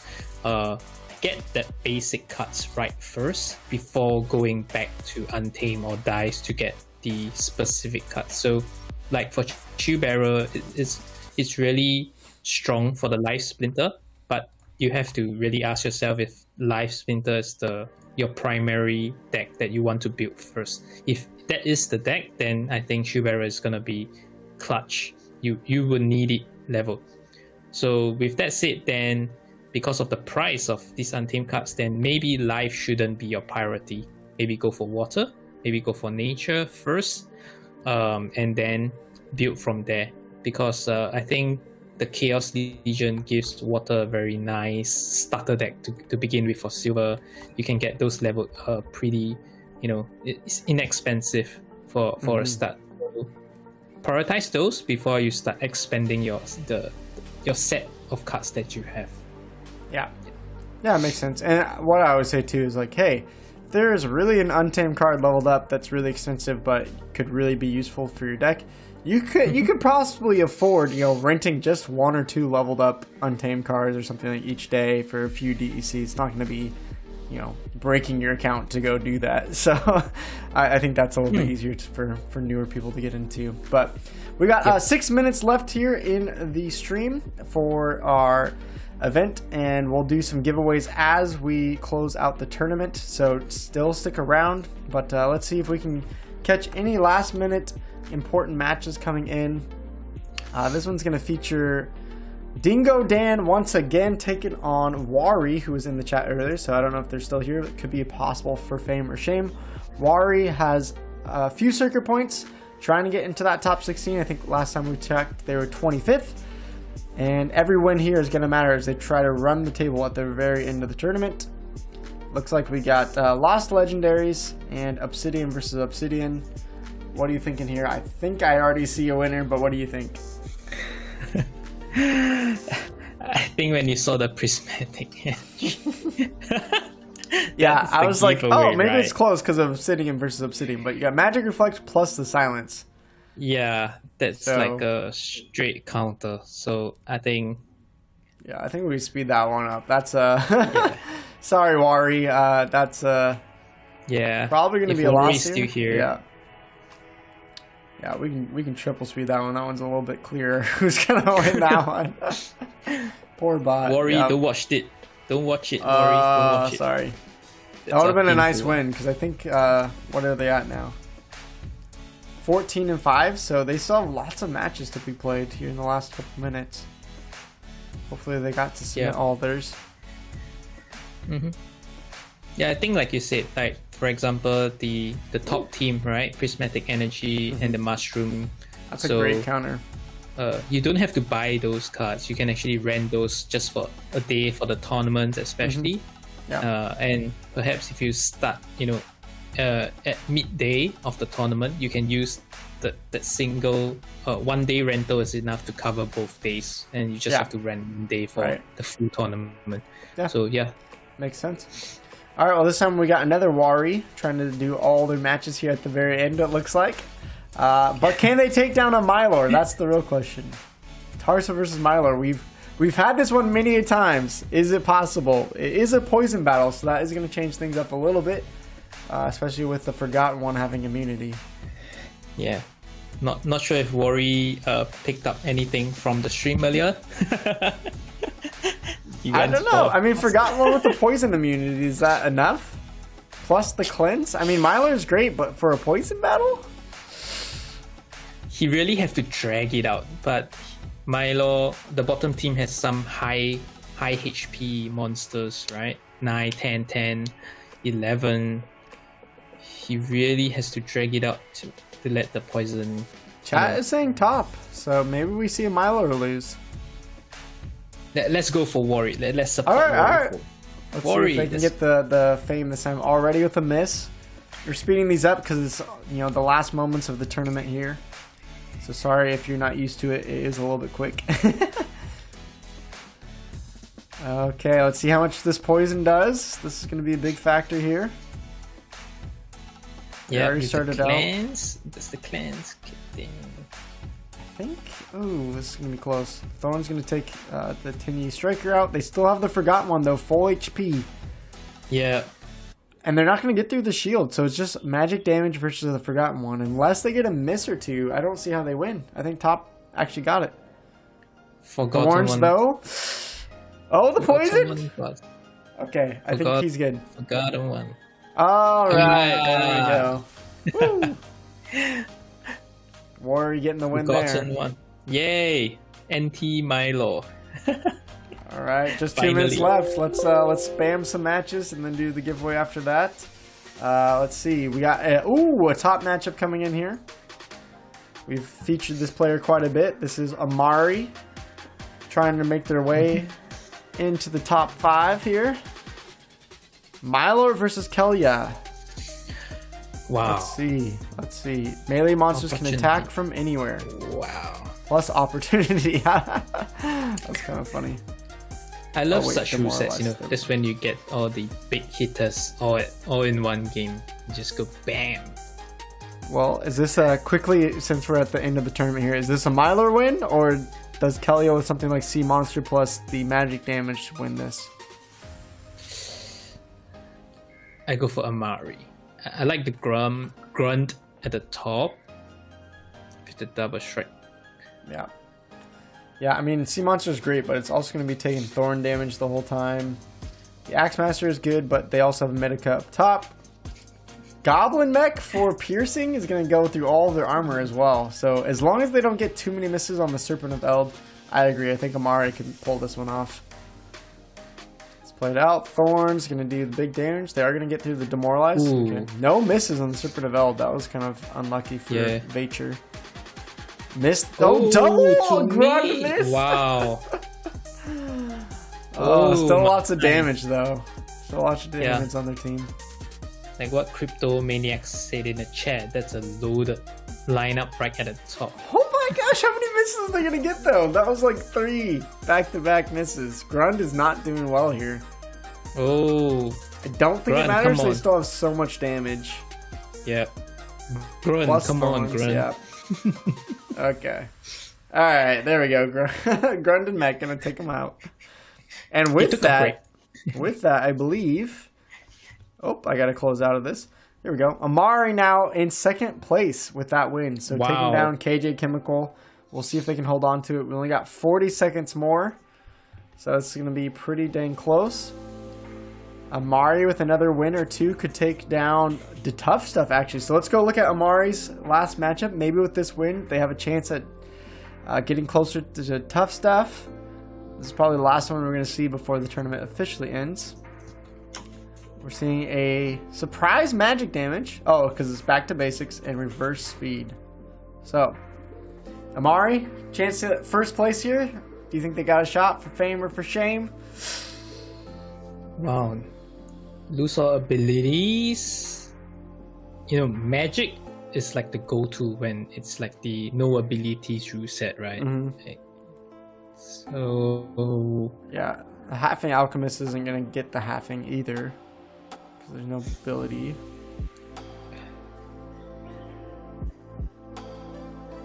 So much range damage in the back. That's interesting. Instead of going magic. I will say bottom I think has a little more HP up front. I don't know why they put Flame Imp right here when it only has 2 HP. I feel like that's kind of a weird choice. Yeah, I'll imagine like the Tortoisan Chief would be in third place instead. It would be better, but maybe he wants to protect that 2 damage for later on. So I mean, because it's reverse speed, a lot of these range attackers are going to get hits off first.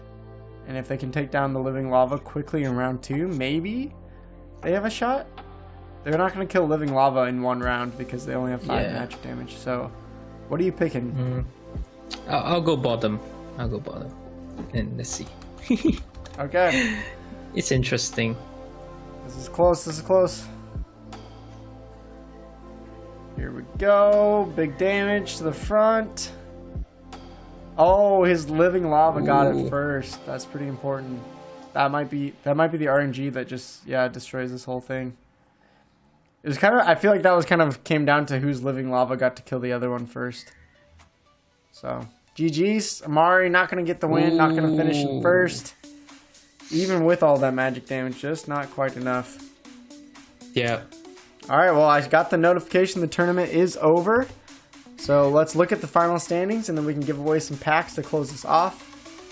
Wari is like, I spent too much time in Cloves tournament. Oh, you should have prioritized. Come on. I'm just kidding. All right, well, let's see what ended up happening here. So Amari, never mind. Amari actually did. I think some forfeits maybe at the end gave Amari a couple wins. And enough tiebreaker points to take down to Tough Stuff. RIP to Tough Stuff. Yeah. Feels bad. First place the whole tournament until the last second. So congrats to Amari. And I think Amari with that, let's see, 12 points there. So Amari actually ties up Schwarzschild, but I think Schwarzschild's going to get some points as well. So I think the tough stuff, depending on where Schwarzschild finishes, still could jump up over Schwarzschild. KJ Chemical in third. John, I believe John's getting their first points, and as well as Janik. UA going to be up in the leaderboard. Stever finishing in 7th. Ooh. Let's go. Schwarzschild in 8th. Wow, that's pretty surprising. Schwarzschild was down, I think, in like 20th place or something. So they must have popped off at the end or got a lot of forfeit wins. So Schwarzschild's still getting 4 circuit points. So let's see. I got to do some math here. 30 points into tough stuff. Oh, if the tough stuff would have held on to first, they would have been tied at 30 points. But with that, Schwarzschild is going to hold on to first place. Feels bad to tough stuff. Feels bad. All right, let's see. What other names can we recognize? Vice here. Saw them in the chat today. 9th place. That's a good finish. Foxconn Mars, again, getting points. Albie getting more points, so getting closer to that top 16. Aidcon as well. Blue. Still in the top 16. Craw, Schnapoon. It's so fun doing this week in and week out because I'm recognizing so many of these names now. Shampoo Boy, Godzilla, 24th place. Is that your top finish? I think so. Yeah, I think so. So yeah, pretty happy with 24. Yeah. Hey, you know, decent. If you have 3 more weeks, if you can just grab like 6 or 7 more points, I believe in you. You got this. Send me some tips, guys. Yeah, Bakuni getting another point. Faduo, top 5, but no points this week, just out of the race. Same thing with Sedini. Super Cow, no points either. Wow. Some top players that just couldn't finish top 32. Our Faded Glory, Unit QM, not getting any. Haturo, none this week. So it's going to get even tighter at the top as some of these players didn't score any points this week. Worry, 68th. Dave the Great, 74th. Oh no. Wow, this was, again, just another competitive week. I love it. I love it. Awesome. Well, we'll have points updated in the Zensports chat here later today, so stay tuned for that. But let's end it, of course, with some Chaos Legion pack giveaways. I can't remember, Godzilla, do you have 2 more to give out or just the 1? Yep, 2 more to give out. Okay. Do you want to try out with a quiz question? Yep, okay. Okay, so the question is going to be guild related. So I'm actually running one of the Pig Monsters sponsored guild, Pig Monsters Archon. So the question will be, how many Pig Monsters guild are there? How many Peak Monster guilds? Okay, I think you cut out for a second, but Peak Monster guilds, how many are there? Yeah. Is that what you said? Okay. Looking at Twitch, looking at YouTube, looking at Theta. Chat's gotta catch up for a second. How many Peak Monster guilds are there? I actually don't know that. I see a guess for 8. 1,000? 5, 8, 5, 400. I think you're guessing a little bit high. 3, 9, 7, 6, 4. 9 is the answer. 9? Yep, 9. Okay, let's see. AFK again. Are you kidding me? Just a millisecond faster than Super Choop. You know what? Give it to AFK, but I'm gonna gift another one to Super Chop because AFK has gotten so many right now. So I'm gonna give a follow-up consolation prize. So both of you throw in your IGN again. That was crazy. Wow, how is AFK so good at guessing these? I actually we might need to put a limit on AFK. Oh my gosh. Okay, AFK and who else did I say? Super Choop. Super Choop. So I'll send the one to Super Choop if you send it to AFK. AFK is definitely not AFK. Shopping channel, you're actually the 3rd fastest. So if you guys don't know this, my chat looks different than yours because there's a delay for you guys. Your chat will always look like it's first because it's entered in and you don't have to have any network time. You're just looking at your own chat. So shopping channel, actually on my chat, you were 3rd. You were close. You were still close. All right. Super Troop and AFK getting a pack each. And we got one more quiz question. You want me to do one or do you got another question in your mind? Yep, you can do it. Yep. If you okay. Okay. I gotta think of a good question. It's like a really random question. Something that AFK doesn't already know, yeah? Okay. This might be hard because I don't know around the world. They should know. They should know. Okay. In high school. So think 2009 to like 2012. That's when I went to high school. My guilty pleasure artist, pop star, singer. First person to guess my guilty pleasure pop star. I would not want to admit this, but I listened to them quite a bit in high school. So let's see if anyone can guess it.